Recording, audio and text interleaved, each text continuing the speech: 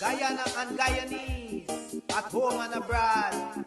Tune in to Guyanese Morning Time, hosted by Kadaki Amsterdam, where the sun always shines. Guyanese Morning Time, the people calling Guyanese Morning Time. Rhythm, Guyanese Morning Time.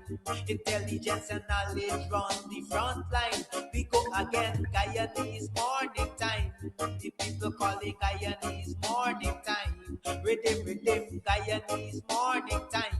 Intelligence and knowledge run the front line. We go again. We rise up early morning watching Comes TV, where wisdom and knowledge, yes, it is the key. Exposing corruption over land and sea, where the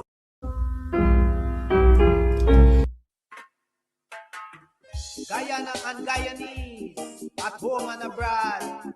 Tune in to Guyanese Morning Time, hosted by Kadaki Amsterdam, where the sun always shines. Guyanese Morning Time, the people call it Guyanese Morning Time. Rhythm, Guyanese Morning Time. Intelligence and knowledge run the front line. We go again, Guyanese Morning Time. The people call it Guyanese Morning Time. Rhythm, Guyanese Morning Time. Intelligence and knowledge run the front line. We go again. We rise up early morning watching Comes TV, where wisdom and knowledge, yes, it is the key. Exposing corruption over land and sea, where the wicked politicians, they try to trick me. Guyana is a land for everybody. With 6 races should live in harmony. Is one set of people getting aisle money. Is one set of people doing the thievery. Beep. Guyanese Morning Time. The people calling Guyanese Morning Time. Rhythm, Guyanese Morning Time. Intelligence and knowledge run the front line. We go again, Guyanese Morning Time. The people calling Guyanese Morning Time. Rhythm, Guyanese Morning Time. Intelligence and knowledge run the front line. We go again. This is a program that you all can see, sharing your views and your integrity. Like it, comment and share it all around. Pass it to your neighbor, safe and sound. A sad situation going on in this town. The voice of the people is getting trampled down. Out of the mouths of babes and sucklings, which has ordained me to sing. I sing Guyanese Morning Time. The people calling Guyanese Morning Time. Rhythm, Guyanese Morning Time. Intelligence and knowledge run the front line. We go again, Guyanese Morning Time. The people calling Guyanese Morning Time. Rhythm, Guyanese Morning Time. Intelligence and knowledge run the front line. We go again, fooling the people. You're promoting evil. Stop lying to the people. You are a part of the cycle. Stop fooling people. You're promoting evil. Stop lying to the people.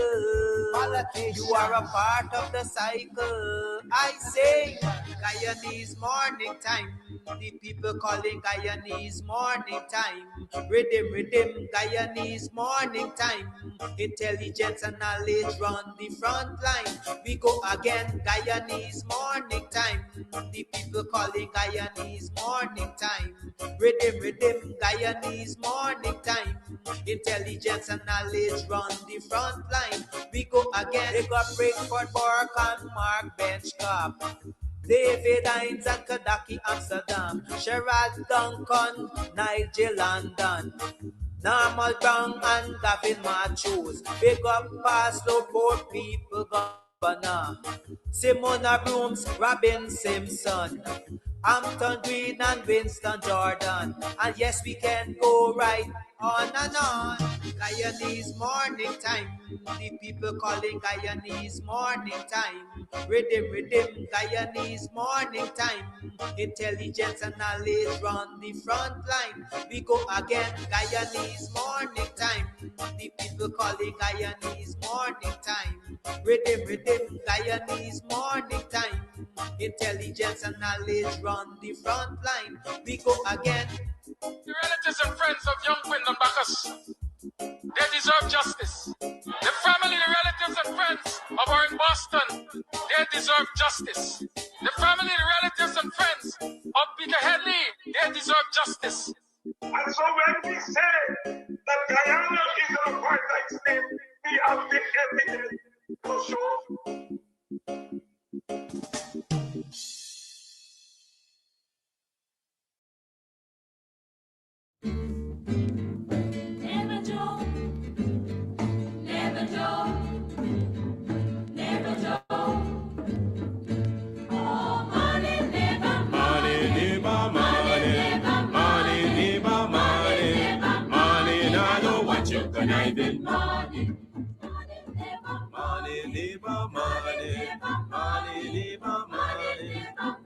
You can keep your conniving money. When you've been knocked for a bum, in a bill tell me money. Now because your money done, you come with conniving money. When you had your pocket full, in a bill tell me money. Now because your money done, you hustle to tell me money. Yes, money, neighbor, money, money, now don't want you conniving money. Neighbor, joker, neighbor, joker, neighbor, joker. That's all the money that me walk for.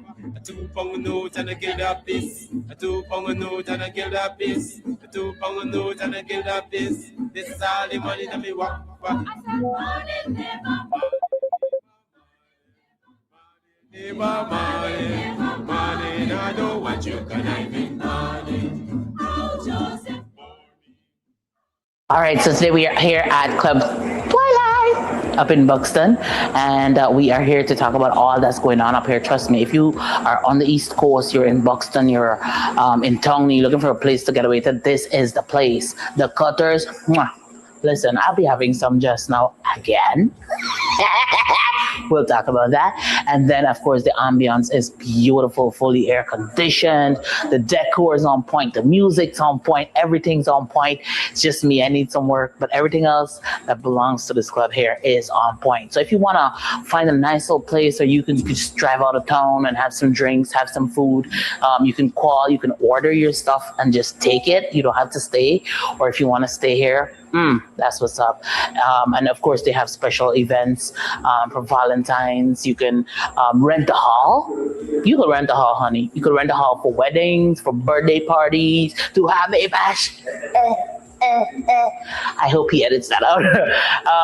But you know, whatever it is, this is definitely the place to be. So it's on Sideline Dam. You definitely want to ensure that you check this place out. But it's on your to-do list. All right, on your to-do list. This is definitely the place to check out, you know, a really cool, chill spot here in Buxton. I like this.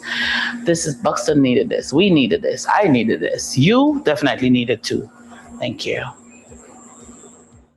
Arriving in the UK from Guyana, the Caribbean, North America, or elsewhere.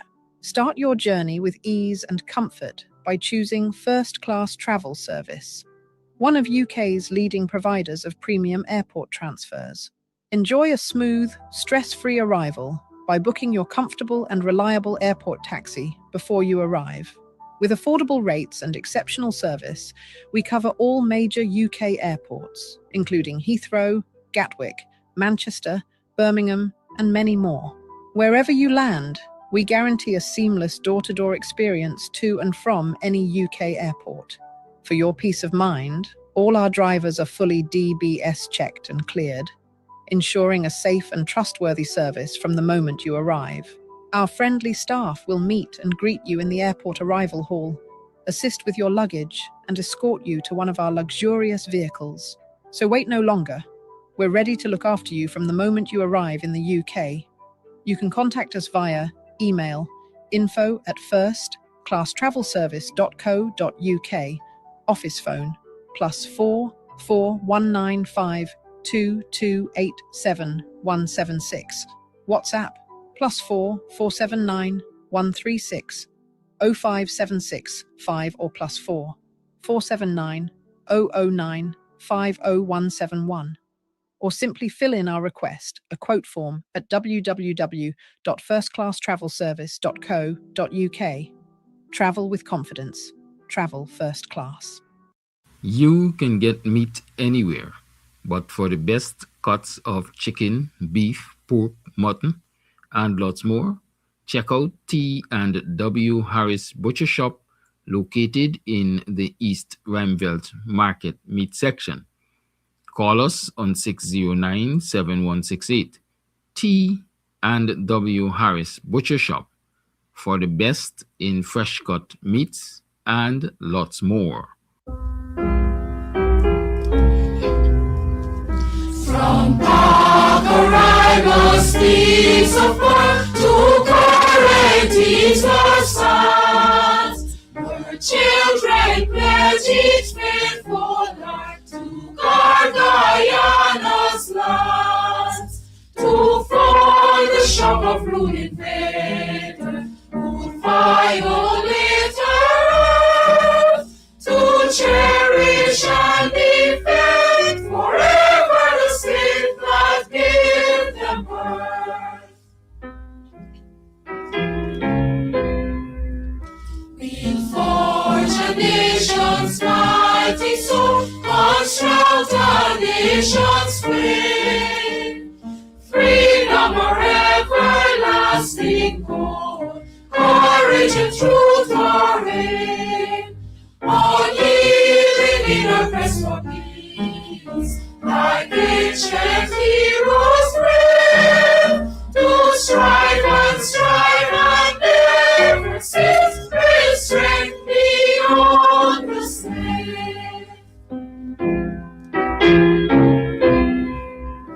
Guyana, plant of glorious first to fame prosperity, joining the universal search for worldwide community. Your people must surrender greed, renew our polity, with one firm, never changing, great for nations' unity.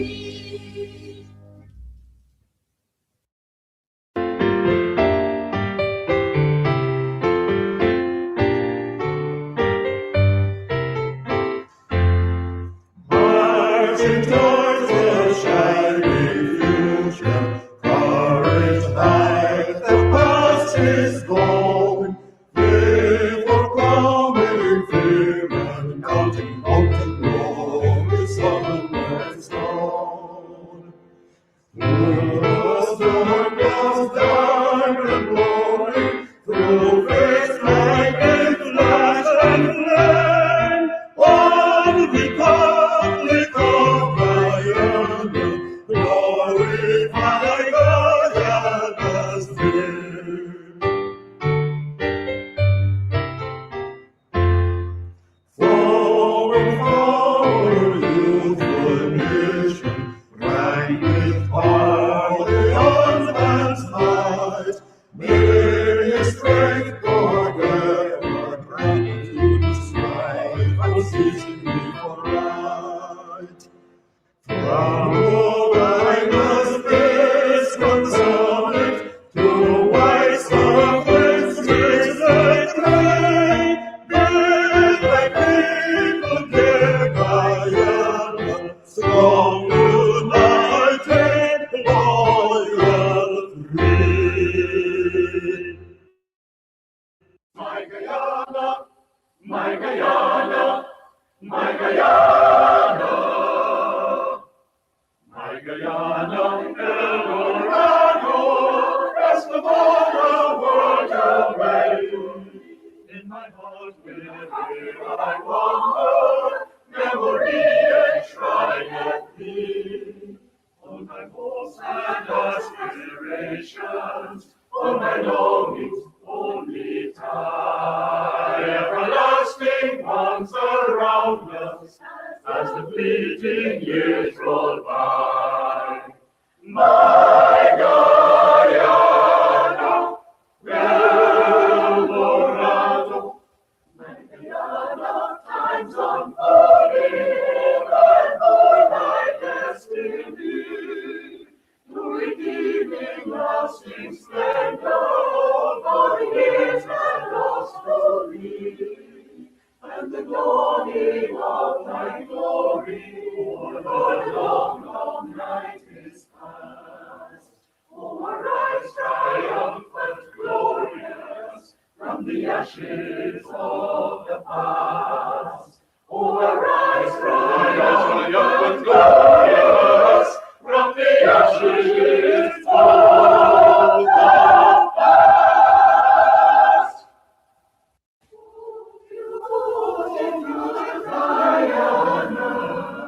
Oh, my lovely native land, more dear to me than all the world I see washed on this strand. Pour down upon the borders, looking out upon the deep, the great Atlantic flowed into a fury. Or a sea,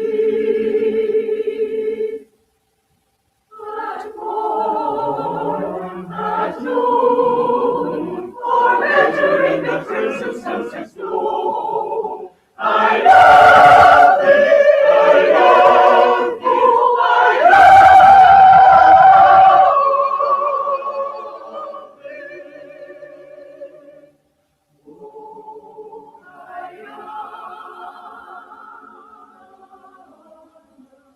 Oh, beautiful Guyana, oh, my lovely native land, more dear to me than all the world I see washed on this ground.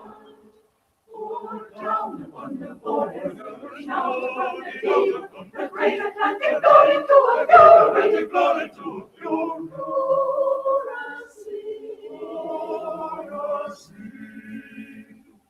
A sea, at morn, at noon, or measuring the crimson sunset's glow. I love thee, I love thee,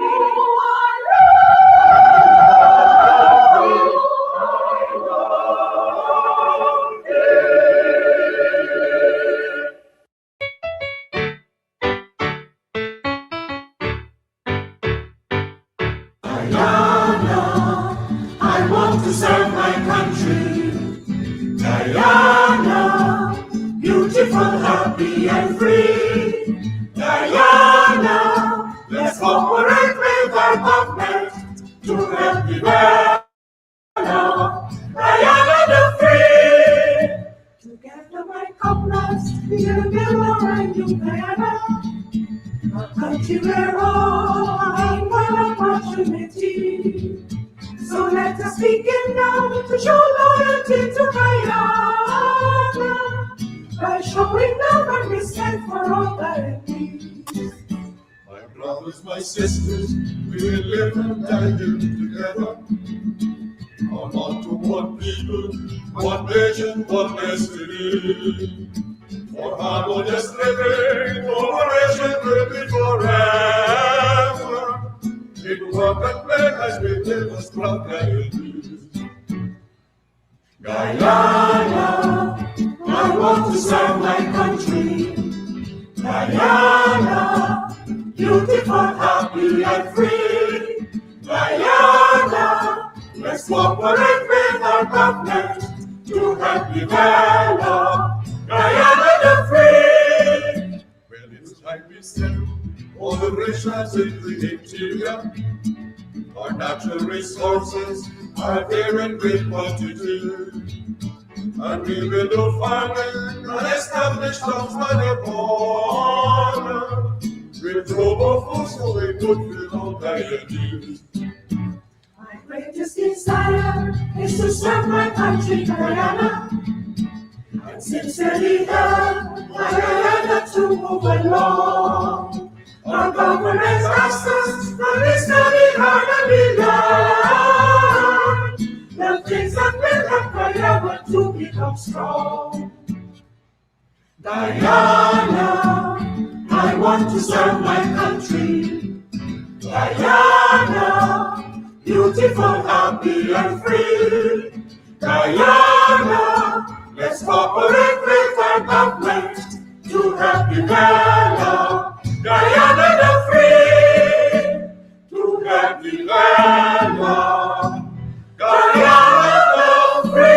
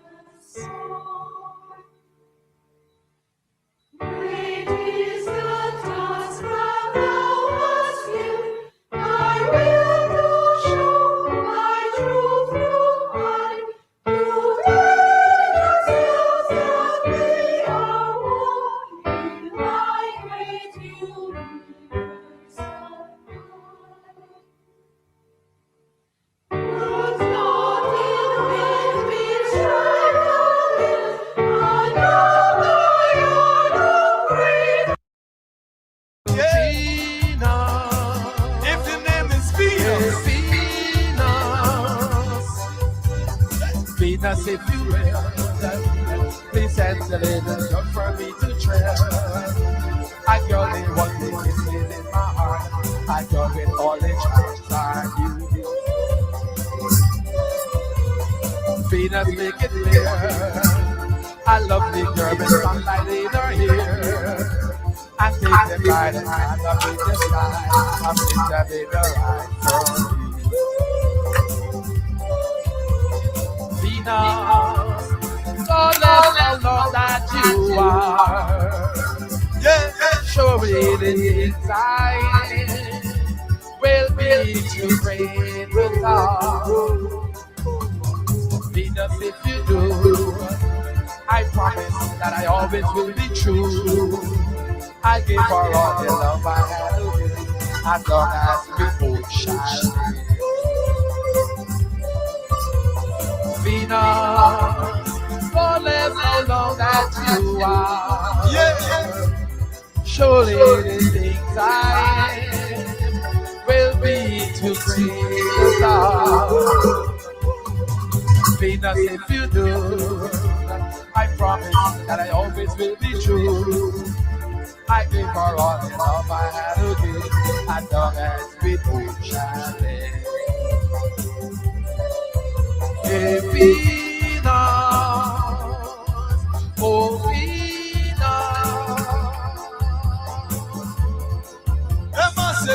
make my wish come true.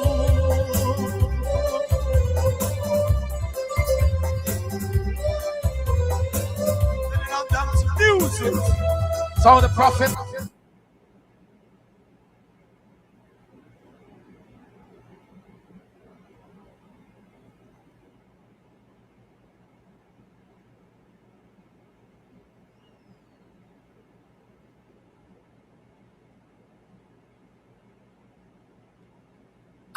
Long ago, lady, you said you loved me till the end. But likely you indifferent, and I can't even be your friend. Well, if I'm really such a boy, and you don't want me anymore, ease my heart so I can love again. So untie me, baby. You were never there when I need you.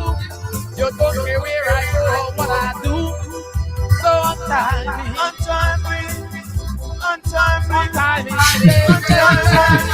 baby. Now if you found a new love, I won't put the blame on you. But just give me a chance to start my life. Hey, morning, morning. Some mornings I feel like this, some mornings I feel like this. I just feel mischievous. I used to be a mischievous little boy, So, in every adult there's a child. In every adult there's a child. In every man they got a little boy. In every big woman they got a little girl. Morning, how are you doing? Welcome to another program of Guyanese Morning Time. It is 7 hours 43 on the 15th day of July in the year 2026. Yes, it's the 15th of July, and it is 70 minutes to the 8 o'clock hour. It's Empowerment Wednesday.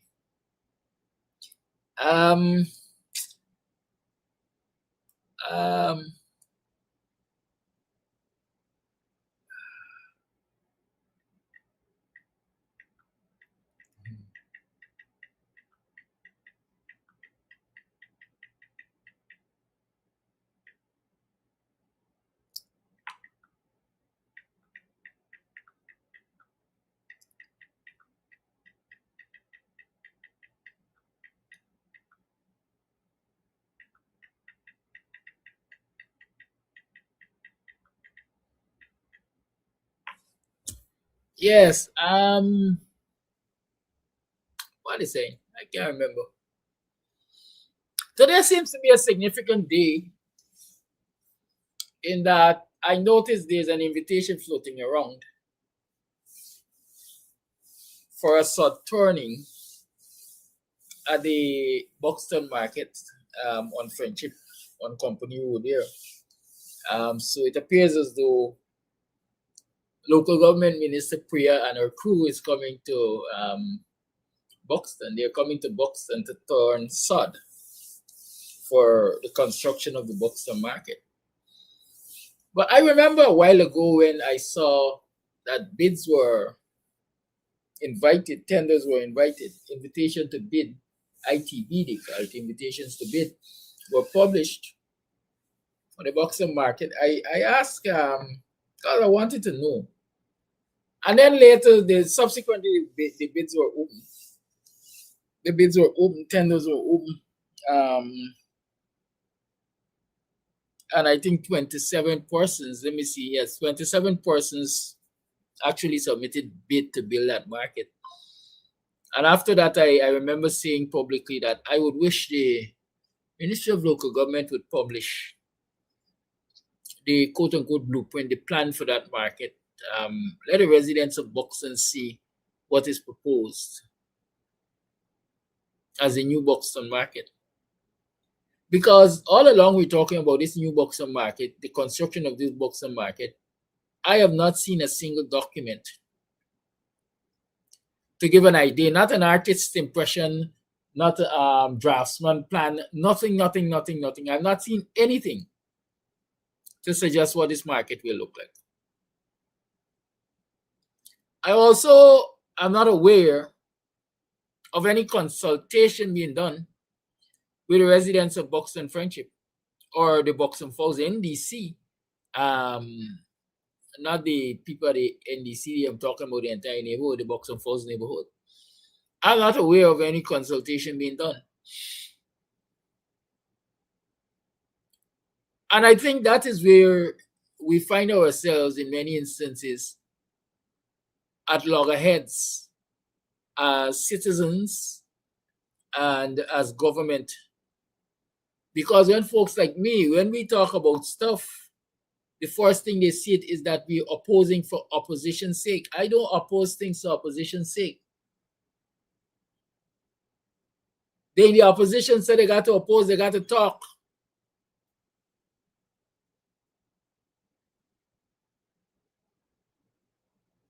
That's not what I'm about. I can say that if it is working and so on, then I have no problem with it. So I don't necessarily have to speak about it. I have to speak about those things that have problems and those things that are not working. And so again,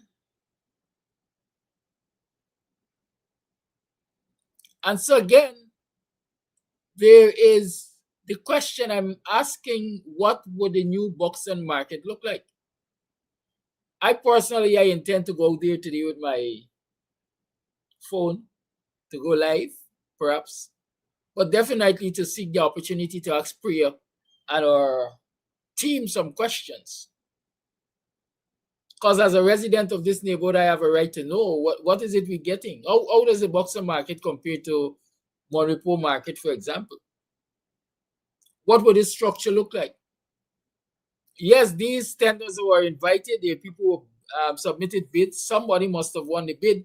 I don't know as yet who won the bid, but the fact that they're turning sod means that the bids were, I rather suspect the bids were, evaluated, and somebody came out on top of the others. Who is this contractor, and is there any provision in this contract that sets the example that at least 5% of the workers on this construction site must come from, what does it say? Oh, at least 5% of the workers on this construction site must come from the immediate environs. Right? Is there any provision to ensure that locals get employed, assuming that no local won the bid to construct this market? Because I see, in terms of cost, I see as high as $600 million. Right, so the bids, most bids are close to or above $500 million to the construction of this market. I'm not sure there's any Buxtonian contractor who got access to that kind of resources. Or who perhaps can take the chances and bid for a contract of that magnitude, I might say. But I know for a fact there is Bonnie Paul. I can't remember his construction company name, but Bonnie did work on the Monrepo market. I don't know if it's, I rather suspect it might be the second phase of the Monrepo market. Bonnie Paul construction there, they did some work on that market. So one would assume that they have some experience. And so the question I'm asking myself is,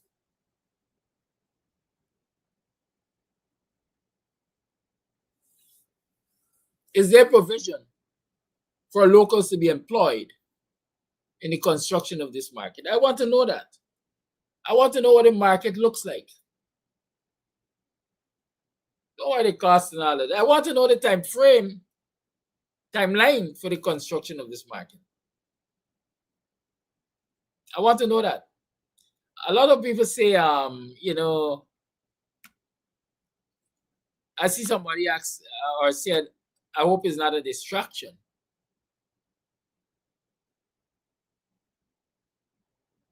Right? I hope it's not a distraction. Well, it's not a distraction. We've been calling for the construction of the Buxton market, so we can't allow that to distract us. But we have to be aware that local government elections are due. And so the question is this another bid for the people of Buxton Falls? Is this another bid? Or we gonna construct your market? Yeah, and y'all gotta ensure y'all vote for us in the local government elections. So is this a case of using government resources for a local government campaign? That is the question I want to know. That is what I want you to think about. You have to keep your eyes on the prize. You have to keep your eyes on the prize. I see this, quite frankly, as another effort to use government resources to campaign for another election, in this instance, local government elections. But you know what? What I'm more concerned about, the construction of the Buxton market. It is to the people of the nation, it is the people of the neighborhood, it is to the political leaders and so on, to recognize and identify the fact that local government elections are approaching, and as it would appear, this is another local government, this is another case of using government resources to influence the vote. And y'all got to recognize that Buxton market or any other market is your rightful due. You are entitled to it. And the PPP is not doing a favor for you. And so vote according to your conscience. Vote according to what you would like to see in your communities. Vote according to who you would like to see manage the affairs of your communities.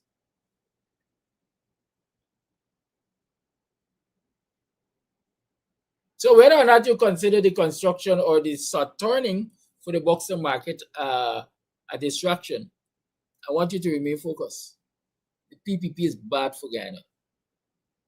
The very resources that the PPP will use or proposes to use to construct the Buxton market, any other government having access to that resource, any other group of politicians in this country in the seat of government can utilize that resource and build the Buxton market. It doesn't have to be a special group of people. Certainly, it doesn't have to be the PPP. So don't tell yourself you can only get a Buxton market if the PPP is in power. No. Regardless of who is in power, there is need for a Buxton market. And if we stand strong enough and demand it long enough, we're going to get it. As evidence in this instance. So don't think prayer and the PPP is doing you a favor. Don't think so. It's a matter of government doing what government is expected to. Okay, folks? Keep that one in mind. So at about 11 o'clock or so, the turning will take place. I hope to perhaps go there 10:30 to recce the land, see what's happening, decide what I need to do, hear what the minister gonna say, and react accordingly. Right? Knowing them, they might even allow you to ask a question, but let's see, let's keep hope alive. Some people don't like to face questions in public, especially if it is questions off the script. Right? Let's keep hope alive. It's 5 minutes to 8 o'clock. It's Empowerment Wednesday. I don't know, I feel nonchalant. I feel a little crazy. You know? I feel like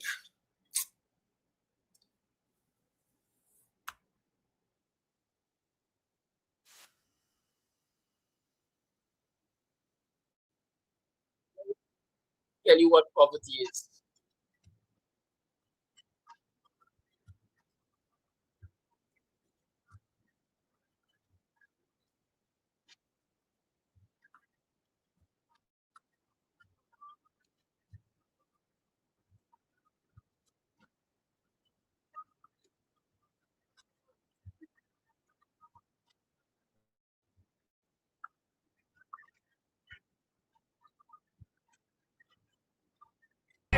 Because the truth that they have a bandit face. Poverty is hell.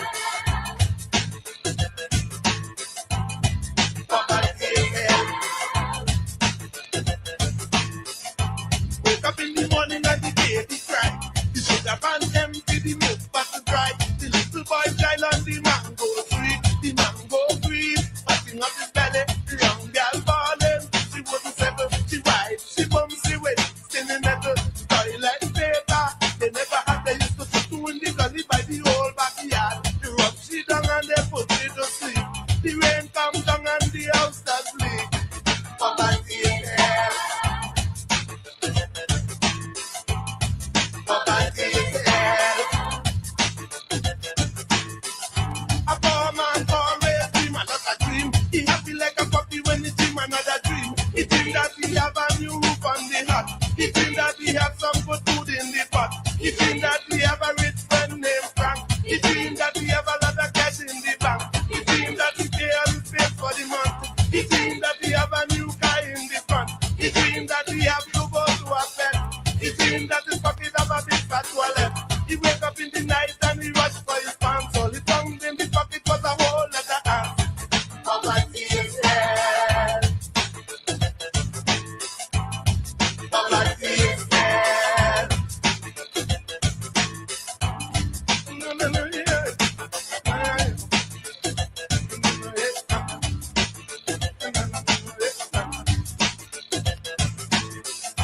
Ten little children for dumpling. Mommy got to slice them 10, 10, 10. A piece for a boy and a piece for a girl. A piece for the neighbor daughter mug. The cat in the corner looking to bed. Little the corner kick him in the leg. Go in the room and look for a rat. The rat in the roof, he know about cat. Now the cat see a ticky chunk, yeah, yeah. He rush for the ticky chunk. But the poor little ticky chunk go away like a ticky chunk. Then cockroach gone in the condensed milk. Mama get vexed for she condensed milk. Who leave the condensed milk open? Come here, you picky head, good for nothing. Mama get vexed and she got get hot. She pass some lashing, then you know what. Poverty is hell. Poverty is hell. And then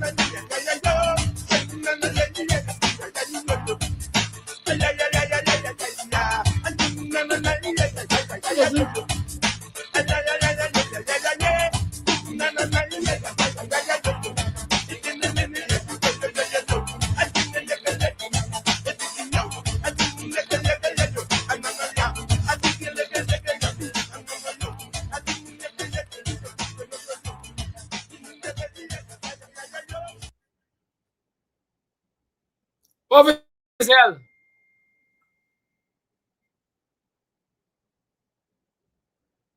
Poverty is hell. And if you don't believe it,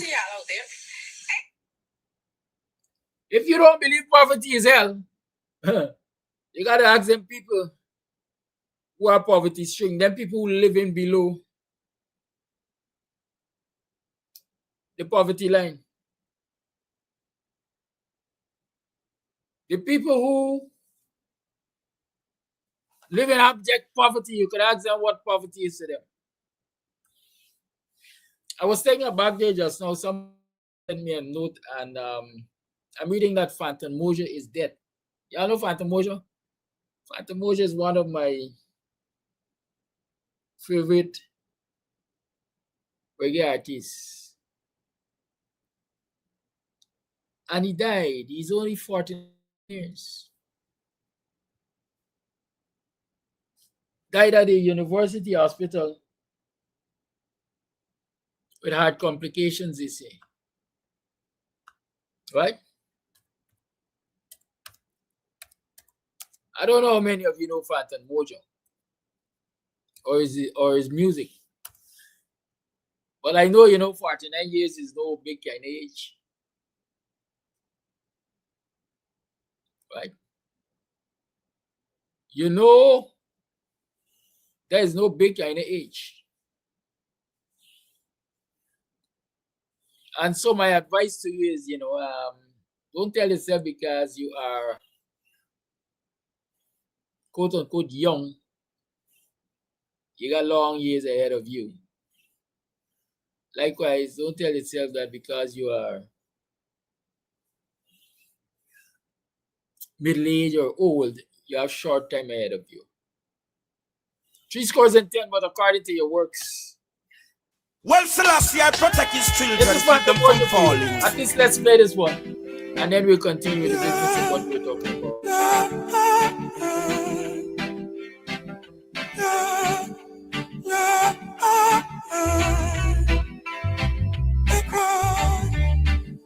Some people come here for mission in short time and they get to the conclusion, they move on. They're wishing for me to fall, but Jah gonna make me stronger.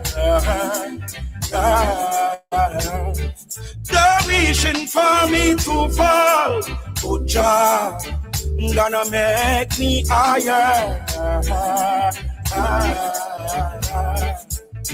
You will never see me by the street side begging bread. Stop blessing with a roof over my head. Just keep focused, the better is ahead. The forever stronger. They act as if like they don't really know me. That people little of them would have shown me. But as the days go by, many times they try. They're wishing for me to fall. Oh, Jah gonna rise me higher. They're wishing for me to fall, but Jah gonna make me stronger. I always try to do the best thing I can do. The wicked them plotting against me. When they beat me Waterloo, tell them to the most I talk, the most I talk. They always keep it true. Tell them to the most I talk, the most I talk. The wicked man must get through. They're wishing for me to fall. Oh, Jah gonna rise me higher. They're wishing for me to fall. Oh, Jah gonna make me stronger.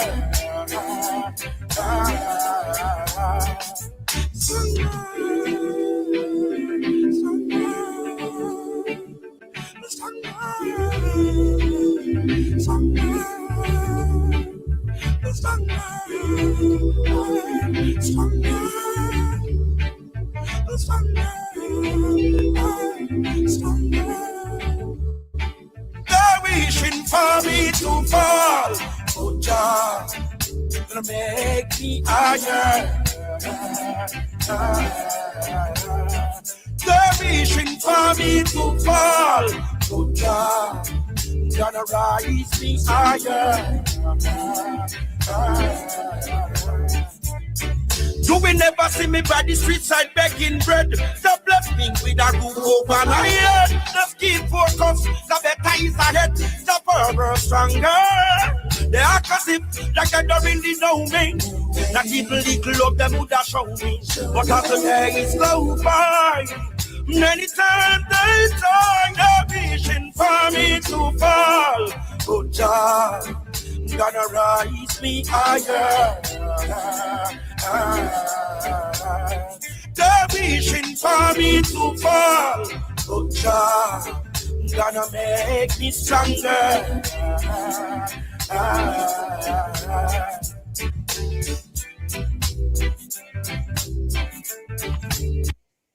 They're wishing for me to fall, but Jah is going to lift me higher. Jah is going to make me stronger. That is encouragement. That is inspiration. That is upliftment. Rest in peace, Father. Rastafari live it. I said earlier is Empowerment Wednesday. And I found myself, I don't know. I don't know. I trust in the elements. I usually say I trust in the elements. I believe in nature and destiny and the universe and so on. And so sometimes I feel that when it comes to certain times of the year, I get pushed in certain directions and so on, unconsciously. And I found myself, I think it was since last Friday, I found myself talking about children and family and the well-being of children and family and so on and so forth. And let me tell you this. I'm in that mood again this morning, and I'm saying to myself, or I'm comforting myself by saying, you know what? This is the vacation season. Children are out of school. Children are out of school. And because children are out of school, we have to talk about children, and we have to talk about family, and we have to talk about the well-being of children, because there were some parents in parenting, Some parents in parenting, But let me take a little meander. If you already know what a meander, you all could find out what's a meander. It's one of the things I learned under the tutelage of Brother UC Granner. Meander. Why you only meandering? Right? Stop meandering. Y'all could figure out what meandering is. But I just remember I saw Raquel Gentle say the people put in their name on property or something to that extent. Granger could have done that while they were in power. Raquel, I love you. Alia, I love you. But sometimes you always aggravate me. Seriously. How many things a one-term government that effectively could have functioned for about 30 months, 2.5 years that is, or at most 36 months. No, Randa, it might be a turn in the river, but not in the context that I'm using it. Anyways, how many things do you think a government that served one term effectively for 36 months could do? Especially with the resource challenges that they had.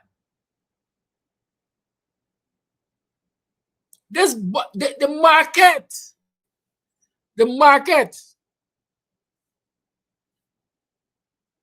You see the tendency of the market? $500 million. $500 million, the tender for the market.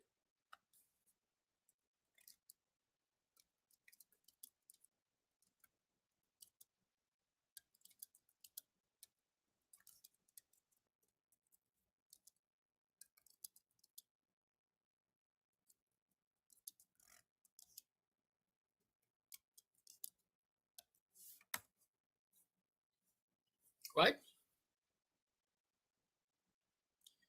In 2015, the budget for APNU was $221 billion. In 2016, it was $230 billion. In 2017, it was $250 billion. In 2018, it was $267 billion. In 2019, it was $300 billion. In 2020, it was $329 billion. Right? So for those years,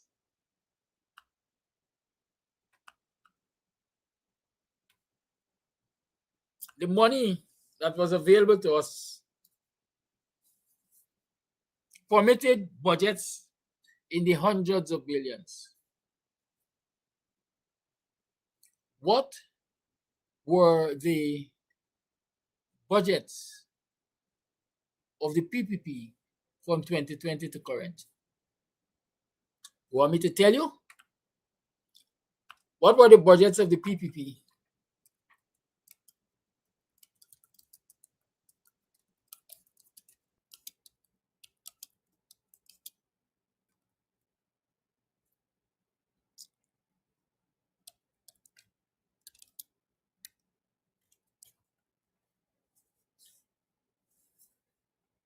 In 2020, it was 330 billion. In 2021, it was 383 billion. In 2022, it was 552 billion. 2023, 781 billion. 2024, 1.146 trillion. 2025, 1.382 trillion. 2026, 1.558 trillion. Notice all the years right up to 2021. No, all the years up to 2023. The PPP budgets were in the $1 billion amount. They didn't attempt to build a market in Buxton. They had several $1 trillion budget after. They didn't attempt to build a market in Buxton. This year, with the biggest budget any government has ever presented in this country, is when they have announced that they're going to build a market in Buxton. So Raquel, tell me, are we being reasonable with ourselves when we say that the AP and you couldn't do it when they were in government? When you see them in government for 5 years or you saw them in government for 3 years? Did they have access to the kind of resources? What were the priorities at the time? Those are things we have to consider. And I often say it, and I'm going to repeat it. I think one of the problems we have as a people, we like to beat up on our own. We like beat up on our own and put feathers in the cap of other people. It might not sound like that is what you do, Raquel, but right now you are singing the praises of the PPP for building a market in Buxton, a market that any government have a responsibility to build based on the availability of resources.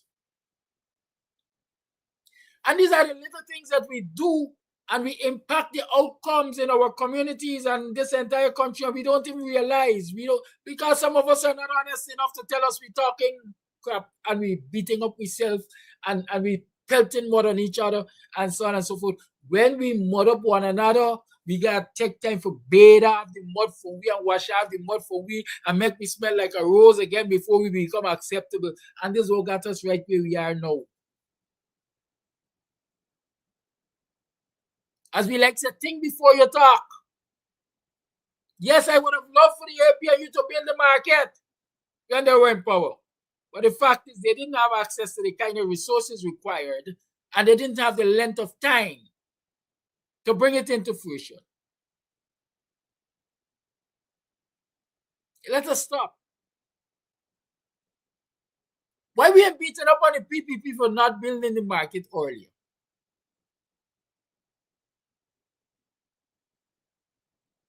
Because it's a years like cussing the PPP about building markets in Lusignan, in Mondrepo, at Anna Regina, in Borbis, all over the place. All them predominantly, Guyanese local, but I'm building nothing in Afro-Guyanese local.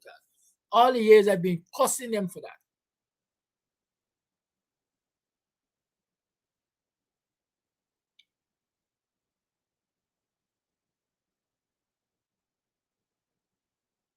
Come on, we gotta do better. We gotta do better. Everybody's singing the praises of Azurin Mohammed. I mean, I just tell you, I mean, want no praises, man. I just want to see the benefits of what you're doing in terms of the nation benefiting and so on. For talking about Cowgate,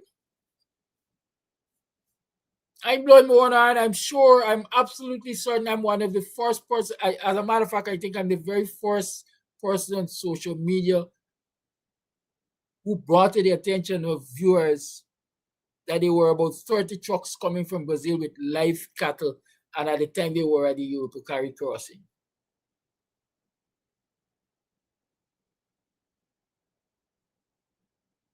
But all of y'all are there bigging up Azuddin. Nobody is saying, hey, the man can act something else, but with his little resources, maybe not even 1/10 of what Azuddin got access to. With his little resources, this man was able to bring this information to us even before the parliamentary opposition leader got it.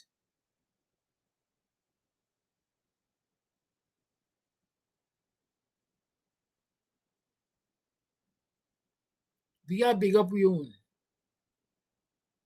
We are strength we own. We are encouraged we own.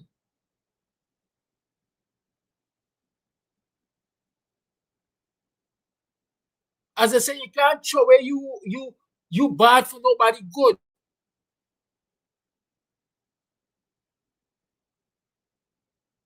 Because when you do that, you're playing into this narrative that black people can't do nothing. Black people know nothing. Black people got for always depend on somebody else to lead them. And come on, it is aggravating. Sometimes it is burdensome. Y'all don't know how burdensome it is.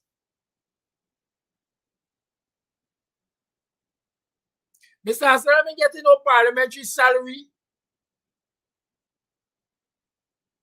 that he could use like the opposition leader claims he's using it. But Mr. Hassan is doing valid work in highlighting and holding the government accountable, whether you like it or not. I know the impact that I'm having here.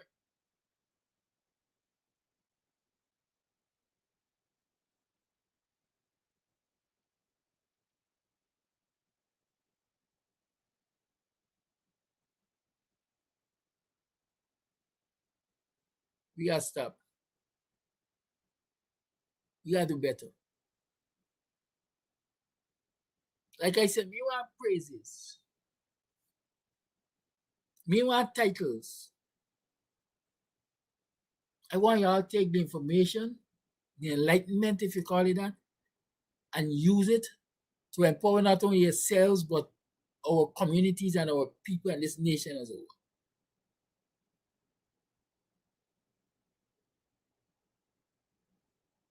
Let me start pulling ourselves down.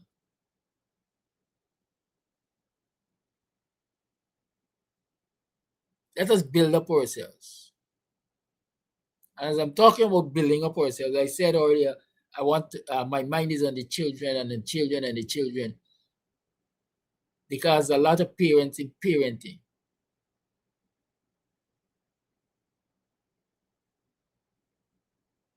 and I want us to talk about parenting and how do we protect our children even in this period when it's vacation time, our children are home. Our children are home from school. I'm going to open up the lines. Well, it's 18 after 8 already. I want to open up the lines earlier than normal so that you can make your input. You can share your advice. You can share your experience. To those who are listening, I might need some guidance in terms of how do you deal with these children now that they're home from school on vacation? It's a problem. It's a colossal problem in our communities. Because when you look around our communities now, what you see, because it's vacation time, children gallivanting, right? Children roaming, right? Children unsupervised all over the place, right? Because what? Mommy and daddy got to work. Mommy and daddy got to work. And when mommy and daddy got to work, what you end up with is a sibling-headed household where a child is left to look after children, or a child is left to look after a child. Sometimes the age gap is no more than a year or two. I think they said children shall bring forth children. Somebody said that.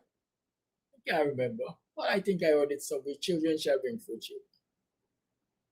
But they never perhaps tell you the consequences of children bringing forth children.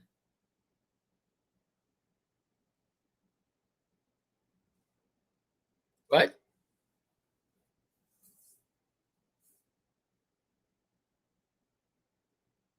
They never tell you the consequences of children bringing forth children. Or children having to parent children. And so here we are in these communities and we got this problem. Our children are left in the care of children.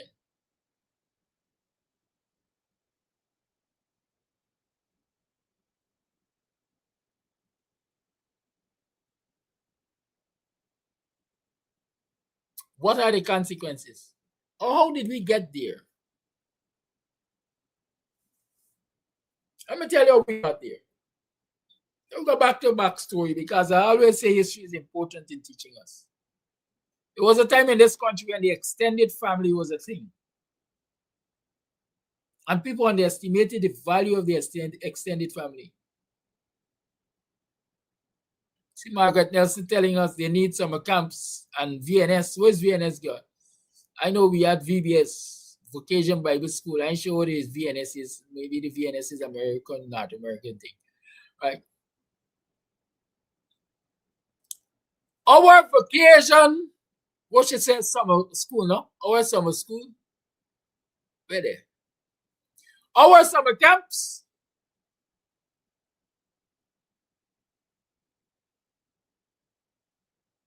But right in our backyard in most cases.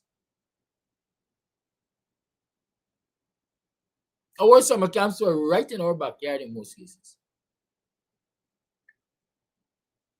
The extended family was and remains an integral part of the upbringing of any child.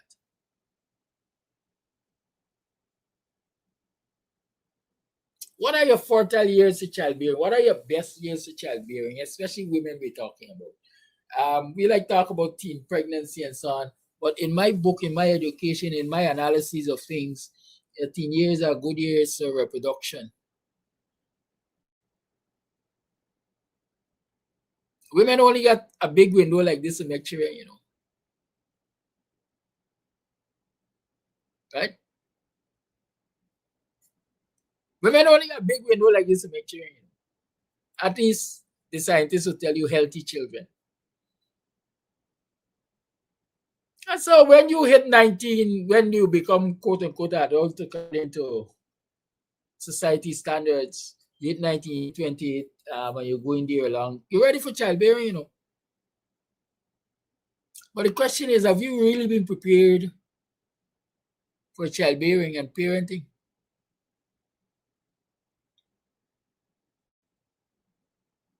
Have you?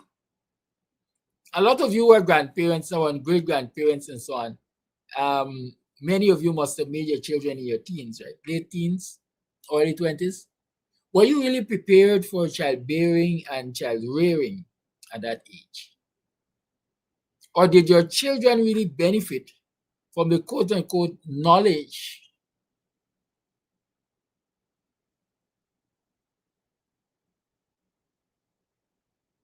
of the grandparents, the elders in the home? How for ninth and crack the baby? How for ninth up the butt said is not a flat body child? What to do when the child gets hiccup? Or the child gets asleep? What to do about it? All of that knowledge is usually garnered from the elder in the home. Because granny and grandfather are right there as part of the extended family. The instilling of discipline is A1 because granny and granddad are right there as part of the extended family. So when daddy and mommy gone out to work, as we are talking about here, they're elders at home to provide guidance for the children, to take care of the children, to watch over the children, to supervise the children.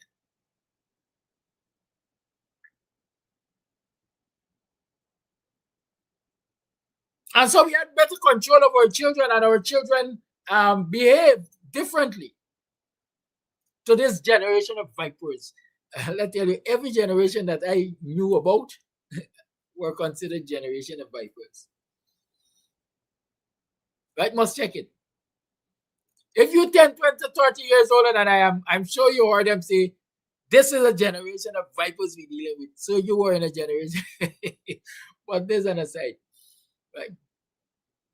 So the grandparents were there, and in some instances, maybe even great-grandparents were there to provide guidance to parents and the children in an extended family. They brought value.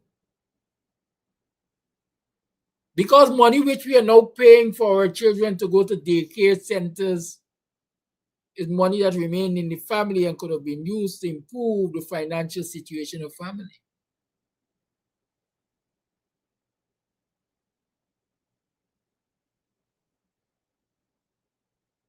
But here comes modernity. Here comes modernity.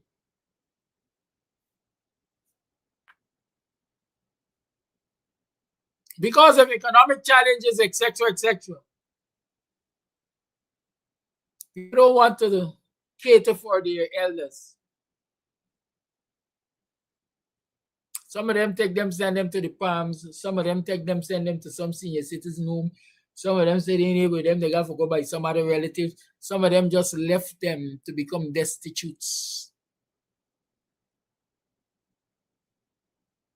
and opted for nuclear families, father, mother, and children.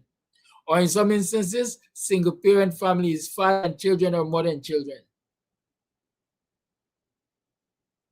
I guess what they didn't cater for is a level of trouble, the problems that come with that choice.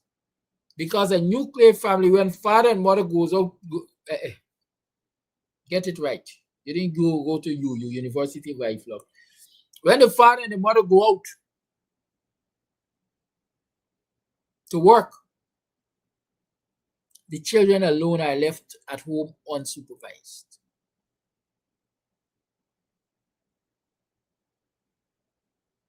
If you got a true nuclear family where father and mother and children are in the home, in some instances, shifts can be arranged where father works at day and comes home and mother works at night, or mother works at day and father works at night. And so an adult is always there to supervise them. But in this economy, that is not really a truism. Most parents find themselves out of the home at the same time on the economic hustle, and the children are left unsupervised or to supervise themselves. Picture yourself, your sibling that is 3 years older than you are, giving you instructions. The same instructions your parents would give you and you would act on. Picture yourself, somebody that is 3 years older than you are. You look at them, especially if you're more buff than them or you're taller than them, and you ask, who you really talking to? You might got 3 years to me, but you can't run me show. As I choose to gallivant the neighborhood, I can gallivant the neighborhood.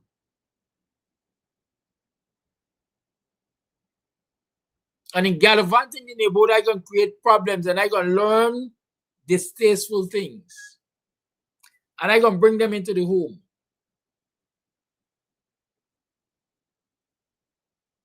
And since you got your boyfriend that's come and sit down at the house and gaff with you and mommy them going to work, you can't tell me nothing because I can tell mommy you got a boyfriend.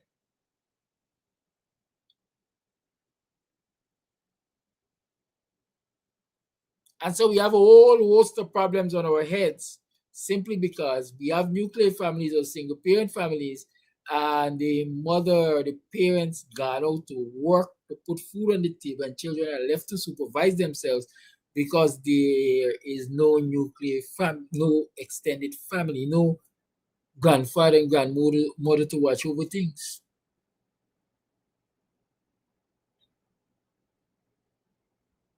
And in some instances, even if you're in an extended family, uncle and auntie can't tell you children nothing. It's not your child. Don't act shit. Don't tell shit nothing. Wait till I come home. And if I got wait till you come home to discipline your child, then you child ain't getting no discipline because I ain't got none to tell you. Because you stupid. You're dumb. You're like your fan.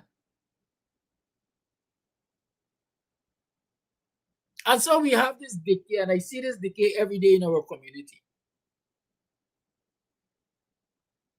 And for some reason or other, we don't teach our children virtues such as honesty and respect.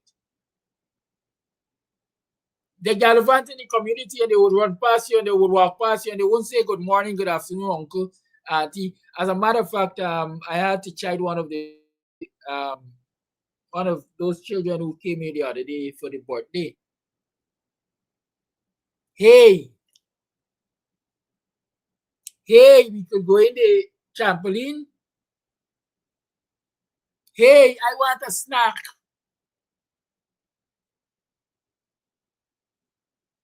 Stop. You don't call people hey. But I don't know your name. I don't know your name. But there are many things you can call people if you don't know their name. Mister, uncle, auntie, cousin.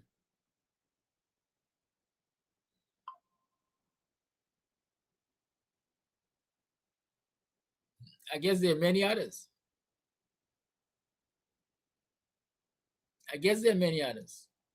But definitely not hey.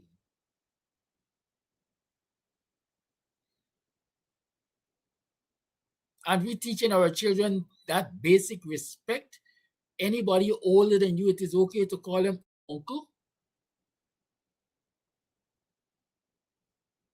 auntie, even mommy, granny, cousin. Everybody in Buxton, as far as I know, when I was growing up, was a cousin.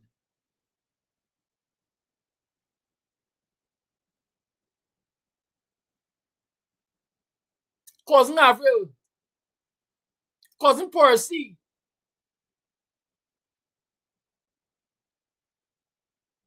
neighbor Jane. Those things, it would seem we are not teaching our children. Not teaching children virtues, honesty. One of my helpers Sunday brought to my attention, the children were given their snacks, they were given a dog and juice, and then they were given cupcakes and so on and so forth. Despite the fact they were given stuff, one of the youngsters there took the opportunity to go and sit down next to the table with the cupcake.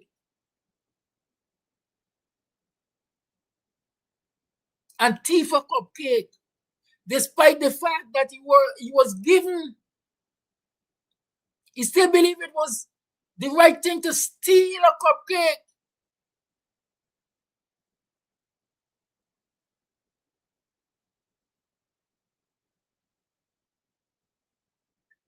And those who saw him steal a cupcake, you think they drew it to the attention of the adults out there? Look, Tom Jones stealing the cupcake.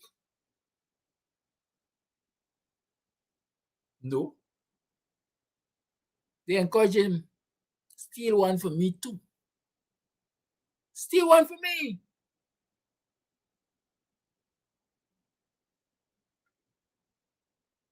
So this is a real generation of vipers we're raising.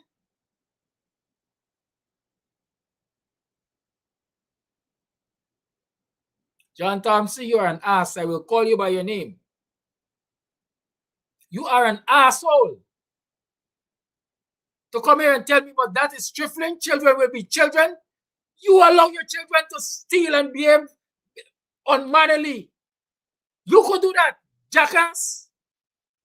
That's why we got such problems in our communities. Because assholes like you believe it is okay for children to do foolishness and get them a pass in the name of being a child.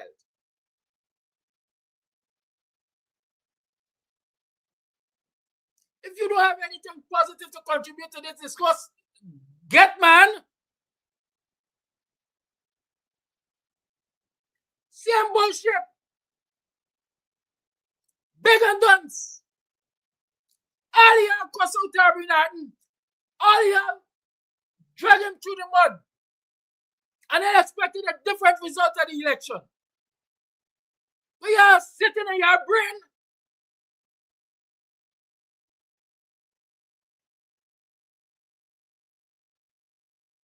It's trifling. But it starts like that. It's okay to thief a mango from the neighbor tree and bring it to him. And parents like you will say nothing to the child that it is wrong.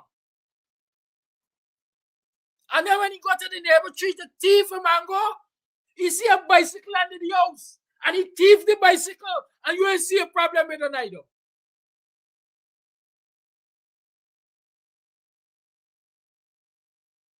And the next time you go for thief, the man go and he never tree. He hear a television playing upstairs, and the door open, and nobody in the home. And he sneak in the house. And he thief the neighbor iron, or she purse, or this very TV that playing, and you ain't see a problem with that. But the next time you attempt to do it and they chop you in the head, you got a problem with that. Because there's no you problem. The child injured, your child wounded, or in some cases, your child dead. But you didn't see the coming. You didn't see the coming because Amsterdam is a trifling son of a gun. He didn't allow children to be children.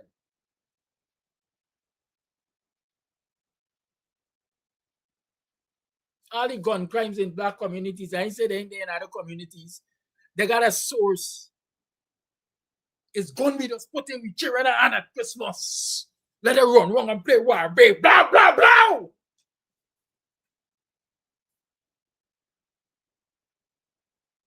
Gun is a thing of power. Take a tie gun. Not take a tie computer.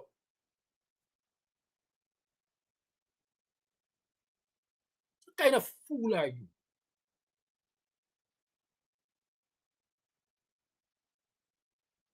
This is the problem. This is the problem we got in our society. This is the problem we got in our communities. And if you got more people like John Thompson, them we in bad shape. We are already in bad shape, but we're going to be in really, really bad shape.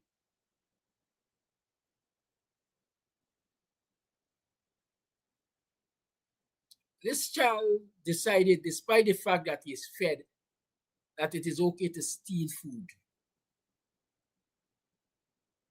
It says a number of things. Number one, he's not fed enough at home. The family might have economic challenges that they can't provide enough to satisfy his hunger. And so he has developed the art of stealing food to satisfy his hunger.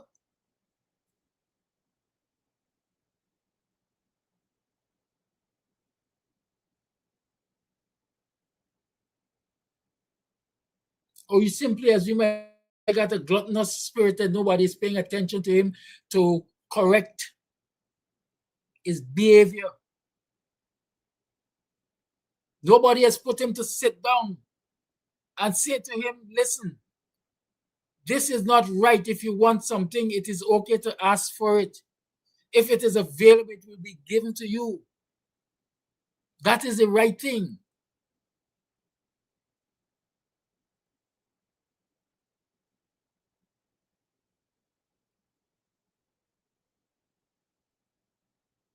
It might be a sign that the parents are not really parenting.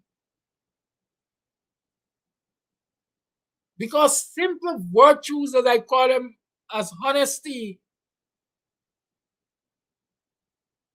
is not exhibited. And if we allow that to fester from this young age, the child will graduate from stealing a cupcake or stealing a pencil or stealing a sharpener, stealing an eraser, to stealing money, to stealing material things, more valuable things.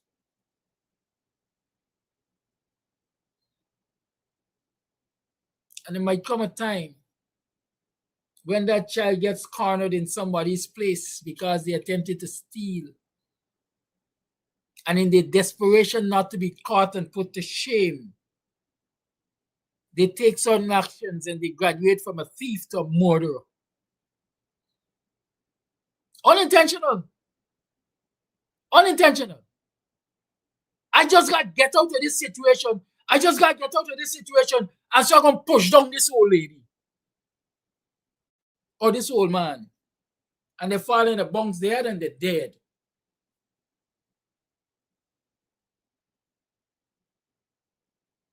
Just like that. We got another murder in the society.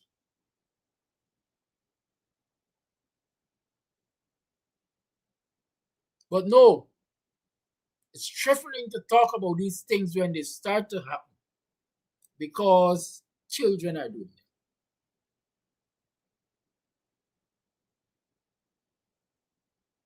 So is the answer. Allow them to run wild.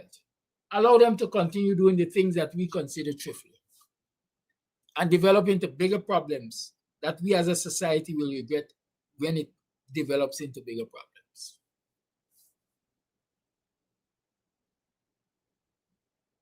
I had an experience with a young man recently. And young man, I'm telling you, this is a 27-year-old young man.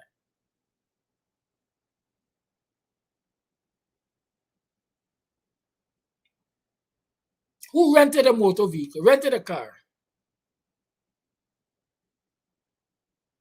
Went by himself, rented a car, provided his documents, pays down payment, pay for a couple of days, rented his car, rented the car.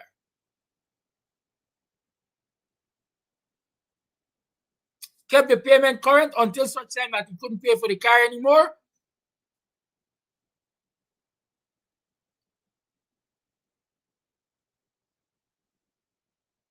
And instead of thinking like logical beings will think, boy, things tight.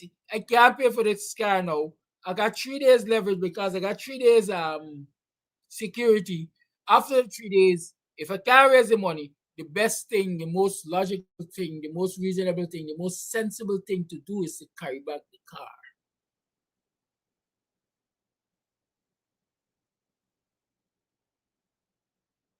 Instead of doing that, this young man went AOL. This young man went mystic. This young man absent.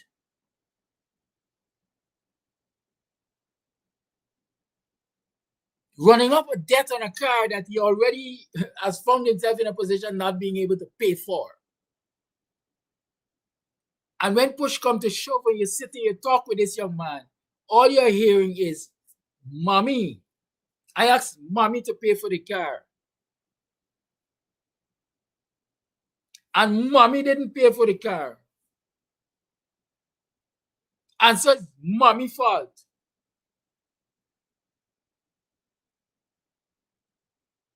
And Mommy didn't pay for the car because Mommy was angry because I didn't do this or I didn't do that and I did this, I did that.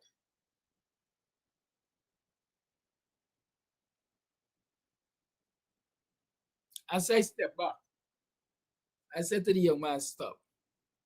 Stop talking about what Mommy did or didn't do. You are a young adult, or you are an adult, you're 27 years.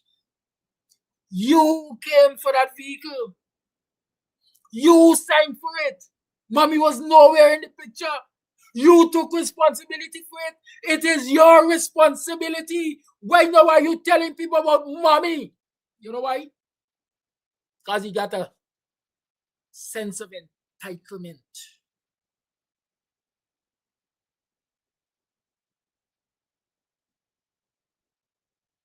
Then I see an individual behave like that.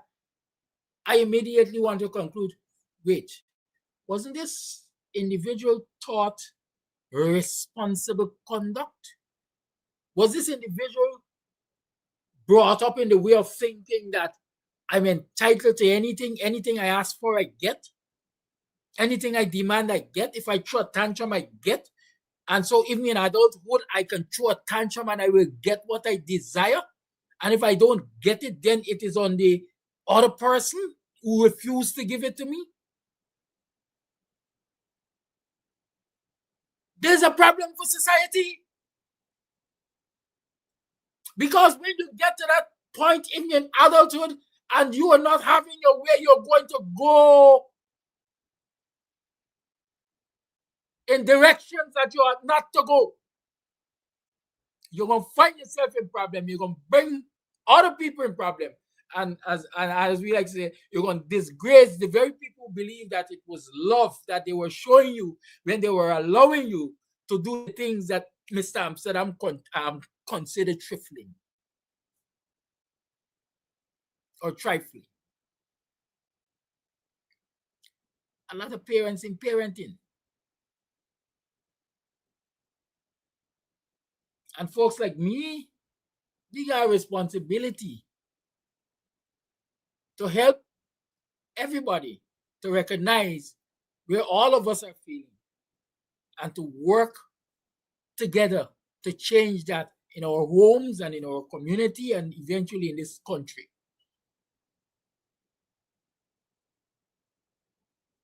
You're asking that? She had to bake the cupcake, yes. She baked the cupcake, right? It wasn't a perfect cupcake, but I had the opportunity to say to her, thank you for the cupcakes. I enjoy them, but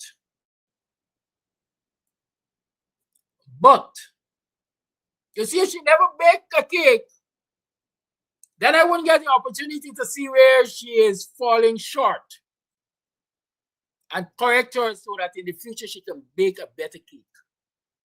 This is the only reason I insisted that she bake a cake.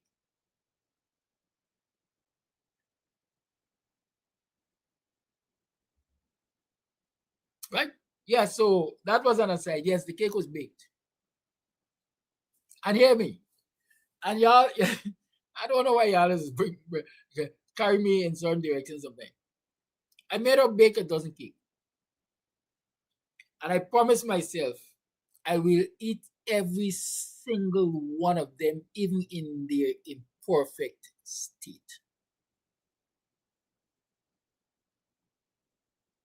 Every single one of them. I will eat every single one of them, even in their imperfect state. Even if as a show of appreciation and as a sign of encouragement. This is how I see love. This is how I see teaching. This is how I see guidance.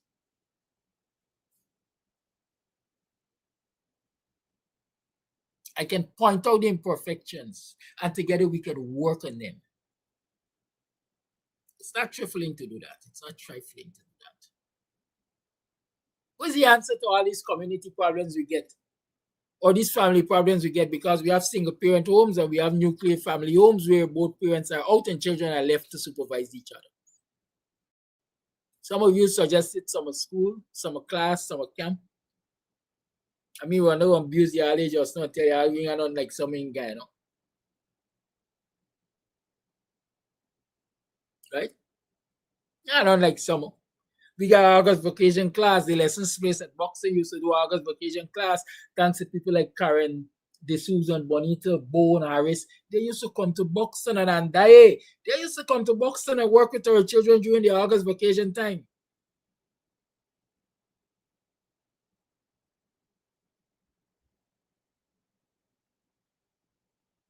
My generation did it. But it's sad that some of the very people who benefited from what the lessons place was doing in Buxton over the years contributed to the demise of the lesson space in Buxton because they joined outsiders and they used to hide guns in there. And since they're hiding guns in there, the people who used to go in there to teach and so on can't go in there freely because guns in there, they're endangering their life. And so those of you who know, we ain't got no lesson place anymore.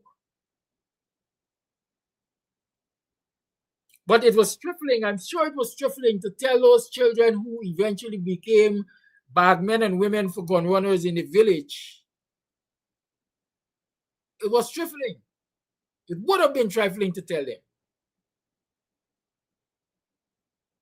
that at your age, you should be in school, you should be at home, you should be learning the alphabet, you should not be stealing anybody's things, you should not be getting into illegal activities like fetching a gun for a criminal, a wanted man.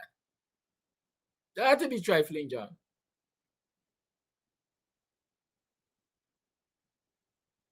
Not recognizing that there came a time when them 7, 6, and 5 and 7-year-old and 9-year-old who were allowed to run amok and get themselves involved in those things. By the time they turn the 13 and 14 and 15-year-old, you can't control them because they would put a gun to your freaking head. And that's who you talking to.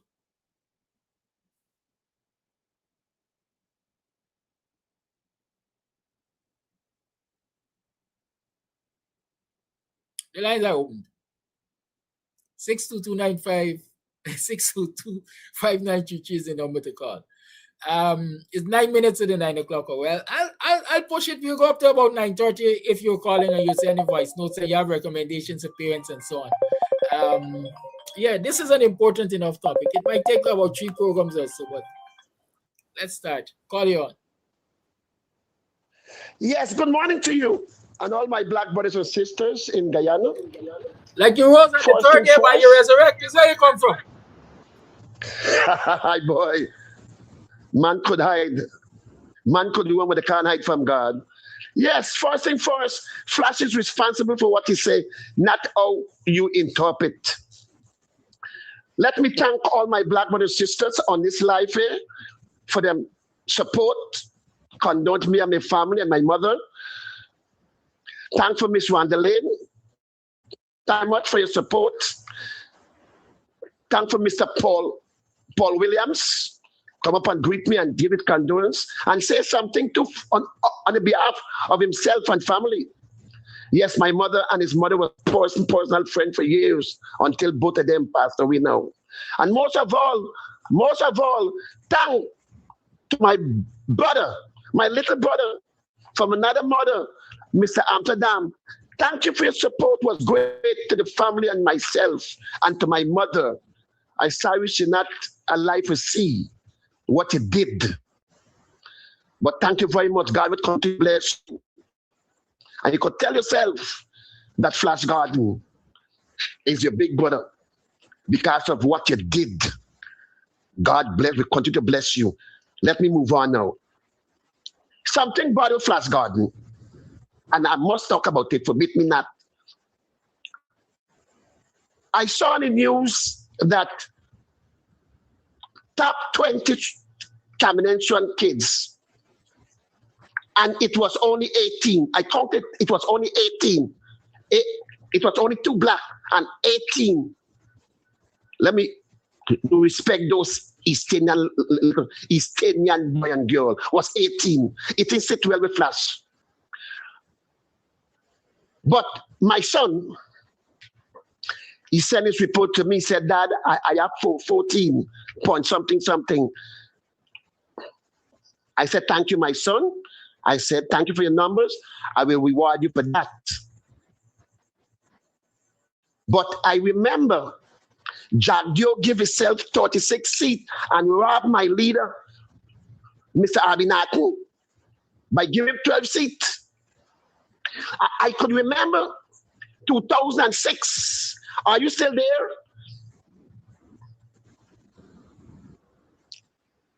Good. 2006, when I went to my vote, I was the first or second one in line, and a young lady couldn't find my name. I said, find my name, because I would destroy this billionaire, because I come to vote, I'm a mud vote. Because Desmond Prasad give you guys free election, and it's time for you guys give us back free election. The fine Cody girl came out to me. She said, so why are you making all that? I said, I'm not making noise. I'm speaking loud so everyone could hear what I'm saying.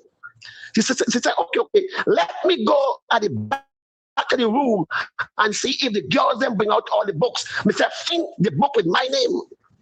But 2 minutes ago, I said, sir, I apologize. The girls them did not bring out all the books. When she bring the books and give the girl, and the girl was looking, right, all that page was for black man name. Black man and black woman name. Said, my God. She find my name. Because why I said I could destroy this place and tell the judge, yes. Because the day before I was wise enough, not smart, wise enough because my grandma always teach me, don't live your life at being smart. Live your life at being wise, because most time smart people end up in jail and grave and in trouble. So I was wise enough to go the day before with a notebook and a pen and write down my name, the address and everything. And the person Let me say, if my name was number 10, the person name 11 and the person name 9, and I write it down. Let them make a bucket list and tell the judge yes and why. This is what they're doing to black people. Run the Babs plane. Mommy, they go make you suck salt, and the people they are making our children sucking salt by robbing them education. I mean, no, my son make more than 14 because he grow in life. I teach him grow in life as a wise little boy. Not smart. At the age of 2, he demonstrated that. At the age of 8, he demonstrated.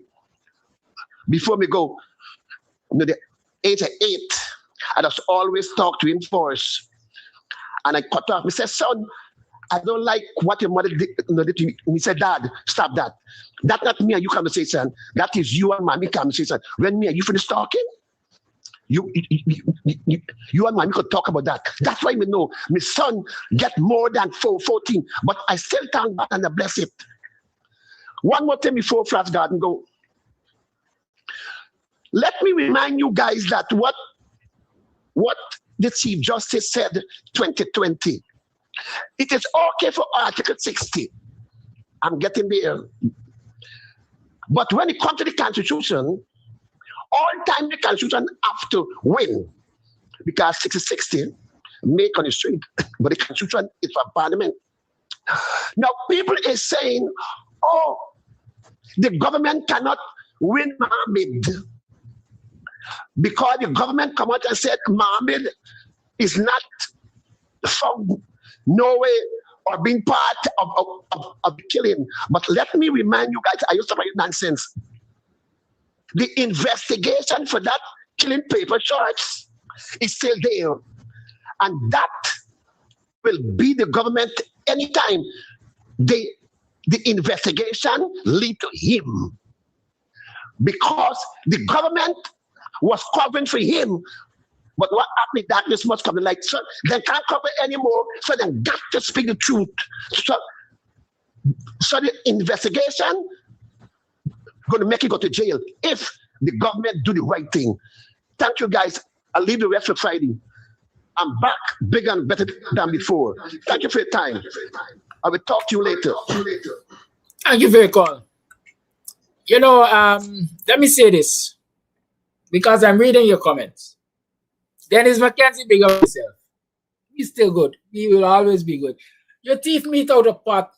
Your teeth condensed milk. Your teeth milk powder. As a matter of fact, I don't know if I ever told you all this story. My parents used to buy milk by the cartons and push it under the bed. One day when my mother turned up under the bed for milk, all the cans are empty. My big brother used to drink it out.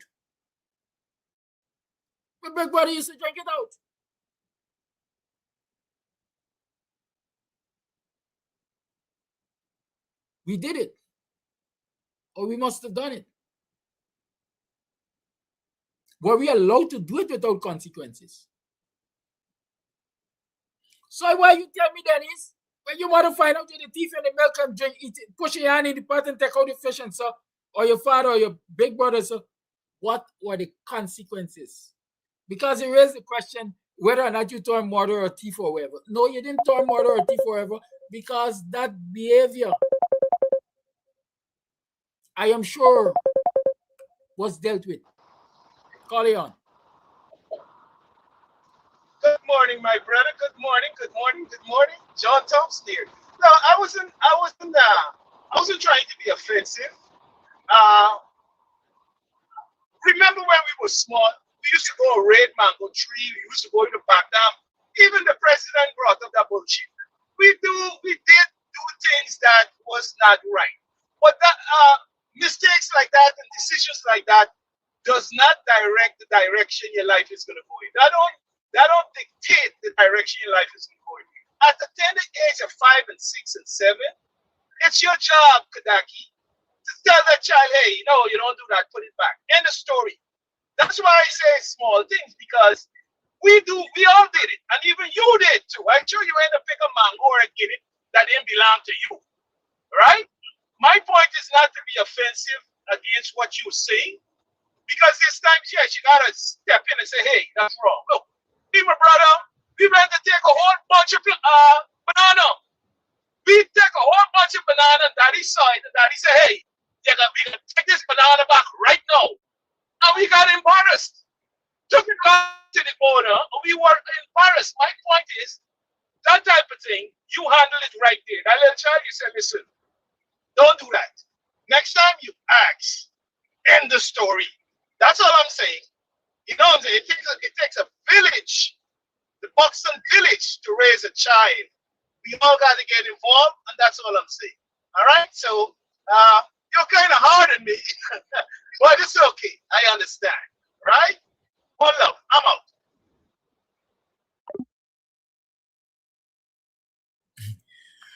You know, even as I sit here and I reflect on some of the things that we see as normal and we accept. Listen, everybody is saying, I'm sure you did this as a child, and I'm sure you did that as a child. I can't remember my entire childhood. But what I can say is that I don't know myself to have been the type to go and pick people things. I'm very serious. I don't know myself. Even as an adult, people who are very close to me will know the kind of person I am. I don't know if you would say I'm shy.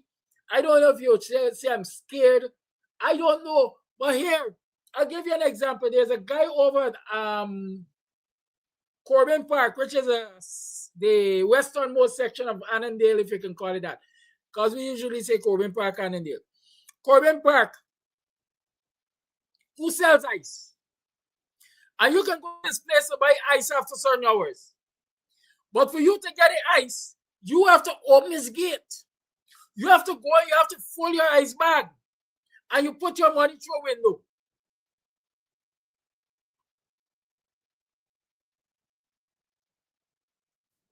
What make you think I want to go in anybody's yard after 6 o'clock in the evening, especially, for say pulling the gate for going in the yard, for going to dip out ice? I went there in the evening for ice, and I'm calling inside, and the man is answering inside, and I see a movement and nobody answering. Eventually, get fed up and he came out. He said you have to pull the gate and go full the ice and put your money through the window. I said, mister, the gate won't pull without permission from whoever. I won't pull the gate without permission. He said, well, then you're going to get ice. So I knew then that if I wanted ice after certain hours, there's not a place for me to go for ice. There's not a place for me to go to ice for ice. You know why? Because in my psyche, I'm black. I'm from Buxton. They see us in a certain way. And at any time, you don't know, the spirit of wickedness might arise and they might cry foul. And I'm going to be in problems.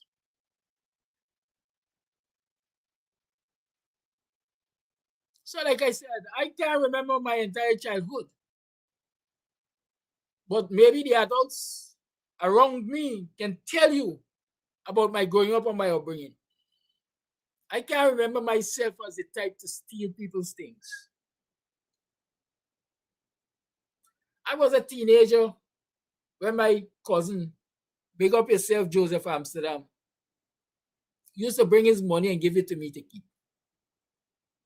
A big man, way bigger than me, used to bring his money and give it to me to keep.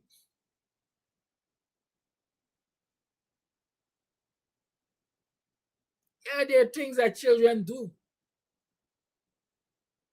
But dependent on the parenting and the society and the community and everything, the role they play, a lot of those things get nipped in the bud early. And that's all I'm saying. When we recognize, first and foremost, if we parent the way we are supposed to parent, those things wouldn't even raise their heads. If we cater for children, we're supposed to cater for them in our society, a lot of those things wouldn't even raise their heads.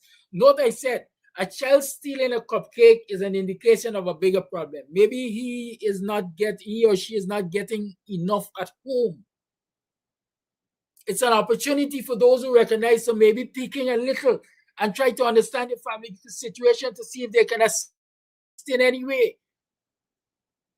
Even if it means calling social services to say, listen, we notice a single mother got 6 children and they're having a hard time. Y'all must investigate so y'all could assist. I don't talk these things because I want to,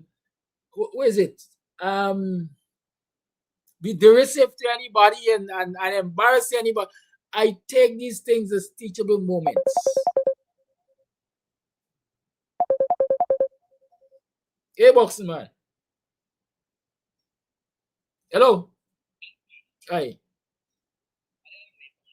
All right, go, no problem. Right? So y'all don't believe. Dennis again said, I see Dennis said, I don't send me children anyway when people invite them because people just always got something to say. A lot of us would rather not send our children anywhere when they're invited. But man is a social being. And one of the skills we can teach our children is how to, as we like to say, mix with others and do it in a respectful way so that it brings honor to their families, their relatives, their parents, and their siblings. And so I don't have a problem if my children are invited to any place. I mean, yeah, got some places I would generally tell them, hey, stay away there, don't go. It's better if you stay away from that crowd. But generally, I have no fear of allowing my children to go wherever they're invited because I expect them to be good ambassadors. If people can talk, they must talk so they believe they're better than everybody else and they conduct themselves better than anybody else. So I got a fear. Some of us don't like people to talk about our children, whether it's right or wrong. We don't like people to, now wash your mouth by me, Britney. Parenting like that, there's left room for problems. There's another experience I had, but I won't share the one at all. But that one cut me deep. That one cut me deep. But I want to say to you as parents, and I want to say to all of us, if every time there's a problem, your child is involved, tell yourself that it's not likely that the other people are always wrong. Tell yourself that your child can't always be right. Investigate. Why every time you go anywhere, people can complain about you or not even complain about you? Why anytime you go anywhere and they get a problem, you got in the middle, you're pot salt? Something wrong with you. We got to pay attention to you. That's how we save our children. Years ago, when I was community action officer, identify young people who needed extra training and extracurricular assistance and so on and so forth. There was this young man, he had a problem in primary school. He got thrown to secondary school. He went to another secondary school. He got a problem there. We sent that child to Sophia Training Center. He had a problem there. But the parent, at that time a mother, maybe single mother, used to come and like we say, rile up yourself. Everybody else is the problem except this child that you notice gets a problem everywhere he goes. You're gonna stop and think, why every time is this child? He too ugly? He too handsome? Talks too much? Knows too much? Is too disrespectful? You start asking yourself those problems, those questions. This is how we save our children. By that internal search and then addressing the issues, not being afraid to confront the issues as we find them. You all think that the level of dishonesty in the PPP government, the level of dishonesty attributed to the presidents, y'all think it started in adulthood? You all think it started in adulthood?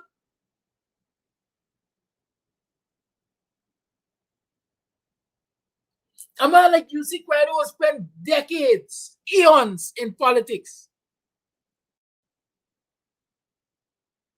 I've never heard anybody accuse him of corruption among other things.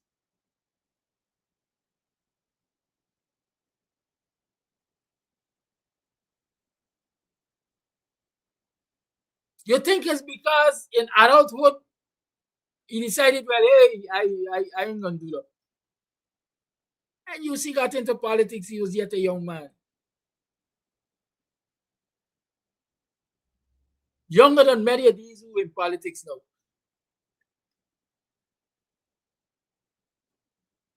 And they're splattered in corrupt practices. You think it started with them as big people? It started young. They can't see people thing and left it. And it's okay, the parents allow them to have that attitude.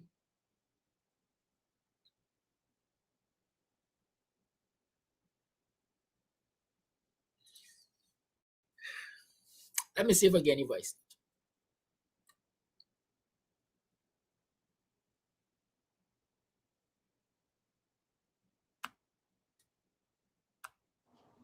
Good morning, Kada.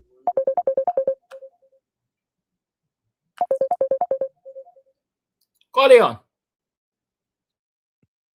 Yeah, good morning. Kanaki, right now I could barely talk because I got toothache. My blood pressure isn't going down and the teeth in my mouth is confusion anyway. But what happened on Sunday? I like how me think. It's not that you did it to like shame the child. Children got ways. Sometimes you don't know why the child took that thing, but the child should have come and asked you for a next step. And I know if the child asked you for the cupcake, you would have felt better. And when it comes to people talking about things what they used to do, I know as a little girl I would go and pick little things, pick little fruits. But my parents, my father decided to plant all the type of fruit trees with the yard. And he dared us. Look, same pencil. My father would sit down every time he buy pencil last weekend and carve our names from the top of the pencil to the tip of the pencil. You could scrape off the color, but the carving had to be seen. You could not have come home with a pencil that wasn't yours. The books, your name right at the edge of the books. So you have to know that if a book come in you bought by mistake, you got to explain it how it comes. But you know, some people, as you rightly said, don't like people to talk about their children. And when it comes to food, I would go to many functions like weddings and birthdays and so on.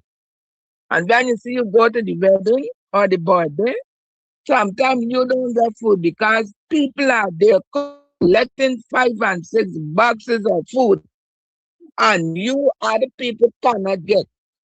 I would go to functions. As soon as I go to functions to give me a food, I sit and I eat it out right away.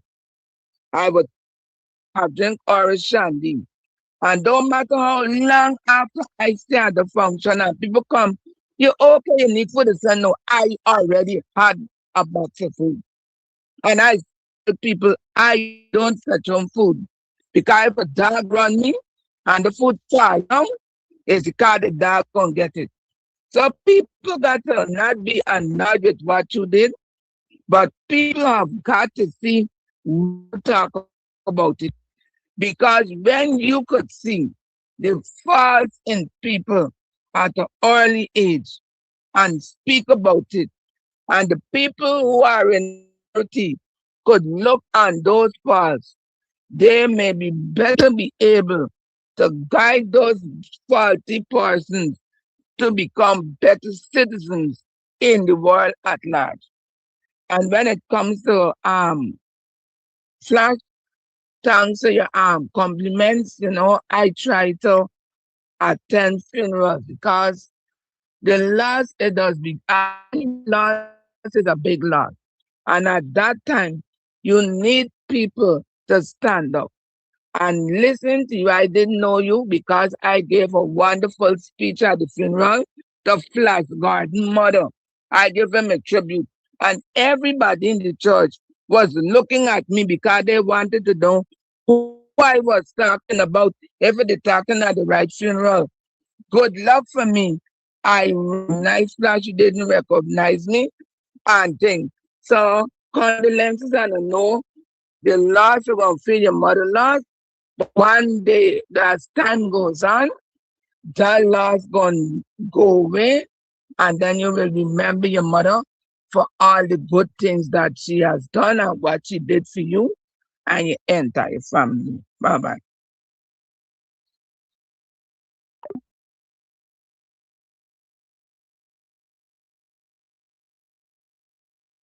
Ducky, good morning to your viewers. I'm glad to know that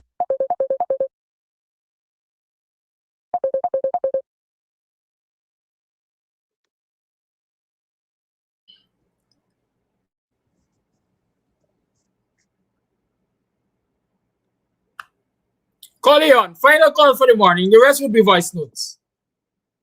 Good morning, Kadaki. Kadaki, I just want to say, good program. And my condolences to Mr. Flash Garden for losing his mom. It's nothing like a mom. Your mom always there for you. And when they're not around, it's hard. You'll never, never, ever, when you lose a mom. I know for me, I lose my mom, but it's hard. Because I always think about my mom every day, everything that I do. Kadaki, we had a lot of programs in the village there when I was growing up. My mom came out of the country with my aunt, and we were raised by our grandmother, and she taught us so much to always look out and help family and so on. And I think that's why a lot of things that she instilled in us today, we pass it on to our kids and instilling them to always what you like for yourself, you give on to others. And that is very nice what you are doing there with your birthday. Because my mom did that with her birthday too, which is in April. She always would send money to one of my cousins back home for them to celebrate her birthday, buy things and give out to the kids. And I see my sister doing it too, the same thing too. But Karaki, have a blessed day, and we have to try our best and help out those kids who are, if their parents are not around, try to help them and in good words. And, if you can speak to them to tell them, look, your mom is not home, stay inside. If you're hungry and you could offer them something, just give it. Just don't talk about it because it's not nice.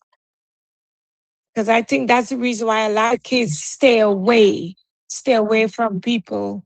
Do not. Because I remember I asked one of the kids, I said, do you know me? She said, yes.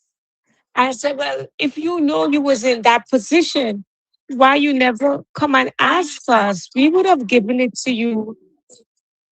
She said, no, people does not like when you beg them for things.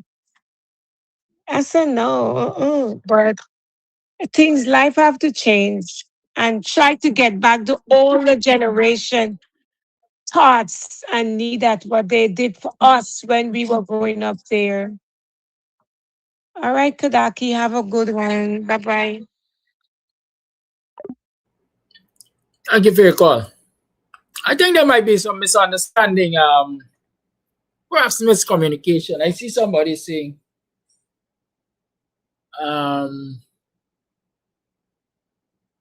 What is it? My word. Something to the extent of correcting the child in public. Let me make this clear. I didn't say a word to that child. My helper didn't tell me about that incident until after the event was finished. And the fact that I didn't know about it until after the event was finished meant that my helper, even if they spoke to that child, it wasn't loud enough or it wasn't loud and aggressive to bring attention to anything. Right? So if there's your concern, that's not how I operate. Even adults could tell you, that's not how I operate. I like whispering in people's ears. Because I know for a fact, a lot of resistance you get when you correct people is dependent on how you correct them. If you correct people in an embarrassing way, they're going to resist because they got their pride to defend. That I know for a fact. Good. I'm not a lettered person. I'm not a psychologist. But I've learned so much from the world dwelling in it. Good.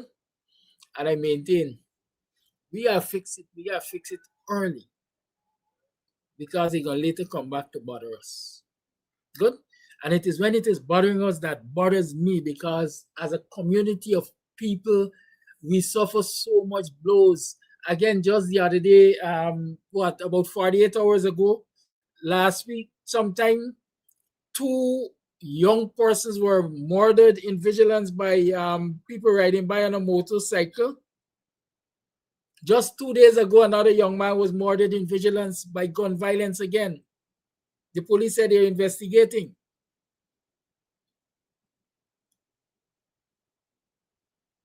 Have we taken the time to sit and teach our children about the sanctity of life? Huh? Have we taken the time to let our children know that sticks and bones may break my bones, but words really and truly shouldn't bother me at all? In this time, people losing their life for talking.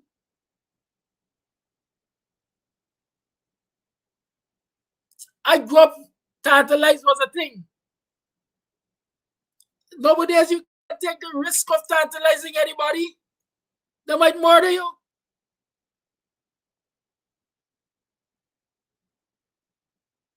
Those are my concerns to the society in which I live. How the more mankind is supposed to be advanced in knowledge, the more barbaric we're becoming. The more resources we have in this country that should make people's lives and livelihood better, the worse it is becoming. Those are my concerns. That's why they sit down here every morning and cause the PPP because they ain't doing right by we. That's why I identify the problems that I think need fixing. I don't want to take a pot shot at anybody. They say you get glass house in a pale stone. I got children. I got relatives who got children. I got, why do you think I would want to drag people's children in the mud?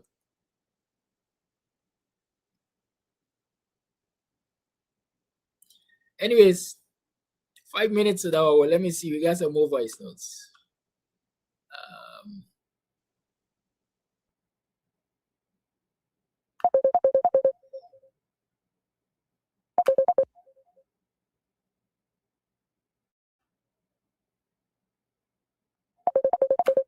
Relax, man. Come in. Relax.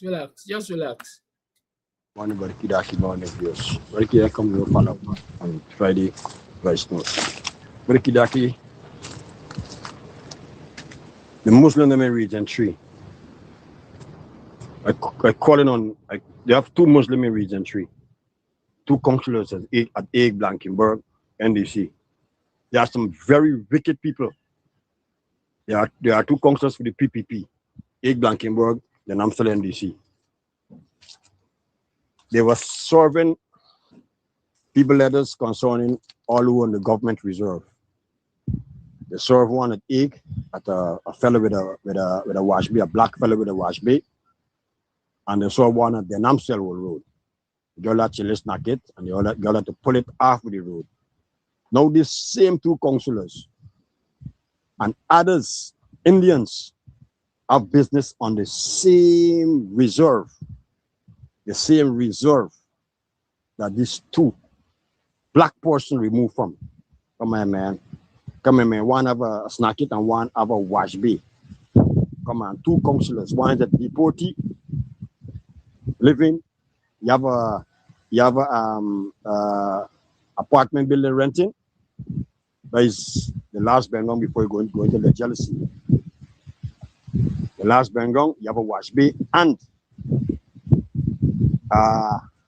apartment building you're renting. You understand me? And I calling on black people. I was calling on black people to boycott these fellas' business. Do not support these fellas' business. These fellas are racist. These fellas are racist. Come on, man. Go and see that guy at Egg with a wash bay, that black fella. Got the workers, they're working in the sun. Can you break his shut down? And these same fellas have shut on the same government reserve, washing car. Understand me? And doing other things. Y'all come and see for yourself. Seen us believing. From Blankenburg, then I'm saying, hey, come and see what's going on those reserves. Understand me?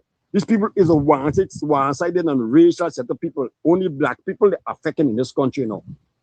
There's a day gonna come when we're gonna retaliate, and y'all don't like it. Y'all don't like it. It's. I feel so bad when you say going down the road. I see that fella got the workers them working in sun washing car. I tell the fellow, I said, build back the shit because nobody else will remove you now. But you want to listen? You want to listen? You understand me? So this is what we have to face in this region. These fellas are some racial set of people. They have good Muslims. But these set that I'm talking about, they are very racial. You understand? And I'm calling on people to boycott their business. Boycott their business. You understand? Because they are not human beings. They are beasts. They are not human beings. And God coming for all the wicked people out for this face of the same country. God coming for all of them. All of them God coming for. One after the next is coming for y'all, one by one. With the wicked thing that y'all got against black people in this region and this country. The wicked thing y'all doing to black people. But I tell y'all, I warn y'all, y'all don't do them things to me, you know. Because it's not gonna be easy, you know. Y'all don't do them vindictive thing to me. Because it's not gonna be easy, not gonna be an easy roll. A road to travel. It's gonna be a very rough road to travel. If anyone of y'all do them things to me, it's gonna be a very rough road to travel. Good morning, my people, Guyanese people. Kodak is on point what he's saying, right? But it's just that the way we might say it, I might not understand. Because an elder gave me an experience about a child used to steal the children toy. And when they go complain to the other parents said, no, not my child won't do that. And the other parents turn and say, okay, you're swearing for your child? When he grow up, he can run jail till he dead. And the elder tell me that child is grow up and end up running jail till he dead. So, he on point, the little things, a child do, is end up, and it's city in star PPP get it placed in a way. So people must get angry and going and doing things out of place. Look how much thing happening to our young people. I feel so hurt when I see these things. Even people is not from Guyana saying, oh, Guyana get like this. And Guyana have the resources. As one was telling me that Barnum know it had oil all the time, but he know what would be the consequence of the greed of such one who think they want to be world power. That's why he didn't go forward for the start to fetch oil. But Guyanese people, best wake up. And need to do a lot of prayer works. Then people doing a lot of evil things, a lot of things happening. It's not so for things happen. Life is precious to God. He said man should live so much years, and if we take care of our body, we should live so much extra. But it's just that the evil thing that those evil organizations doing. Yeah, just best go back to mother her. There's a reason make Bornham used to tell me, do we let kitchen garden? If you don't get land, plant in pots. People is not from Guyana. Bring up the to me, tell me Bornham used to say. Used to tell the people for plant, and there's a reason why he say that. Yeah, I need for walk in lab, walk in certain place, and see what's going on. That's me go to Guyana. Me not eating them bowl because nobody getting accountable of whatever they do. Yeah, and see, even if you speak corruption, even the private hospital, them some of them wicked doctor nurses working with the evil government. But then time coming, they need to know when they calm up. If they meet them children. Kadaki, blessings and good morning, my brother. Blessing to our listeners from the diaspora and from the four corners of the globe. Kadaki, I listened to Dr. Hines last night. And when Dr. Hines' show was completed, I get really emotional.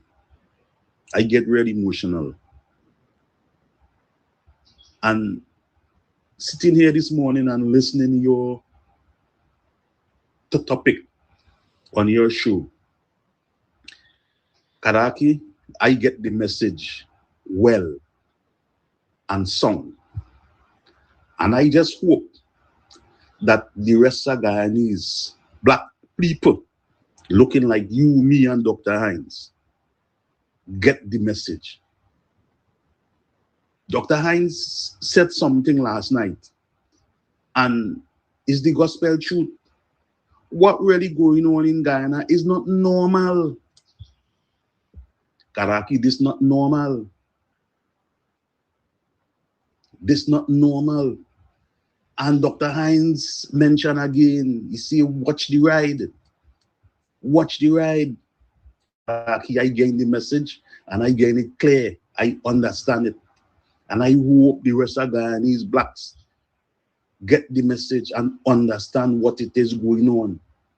But I don't believe, I know that it have a God. And according to my biblical teaching and upbringing, the Bible don't lie. Whatever the Bible say or predict, it does come to pass. Karaki, and I listen to you this morning. You come from a good home. You were well brought up and cultured. But there is a part in the Bible say that there is a way that seemeth right unto a man, and the end thereof is death. Let us watch the ride. Let us watch the ride. Karaki, I am out and listening. Diamonds are gold.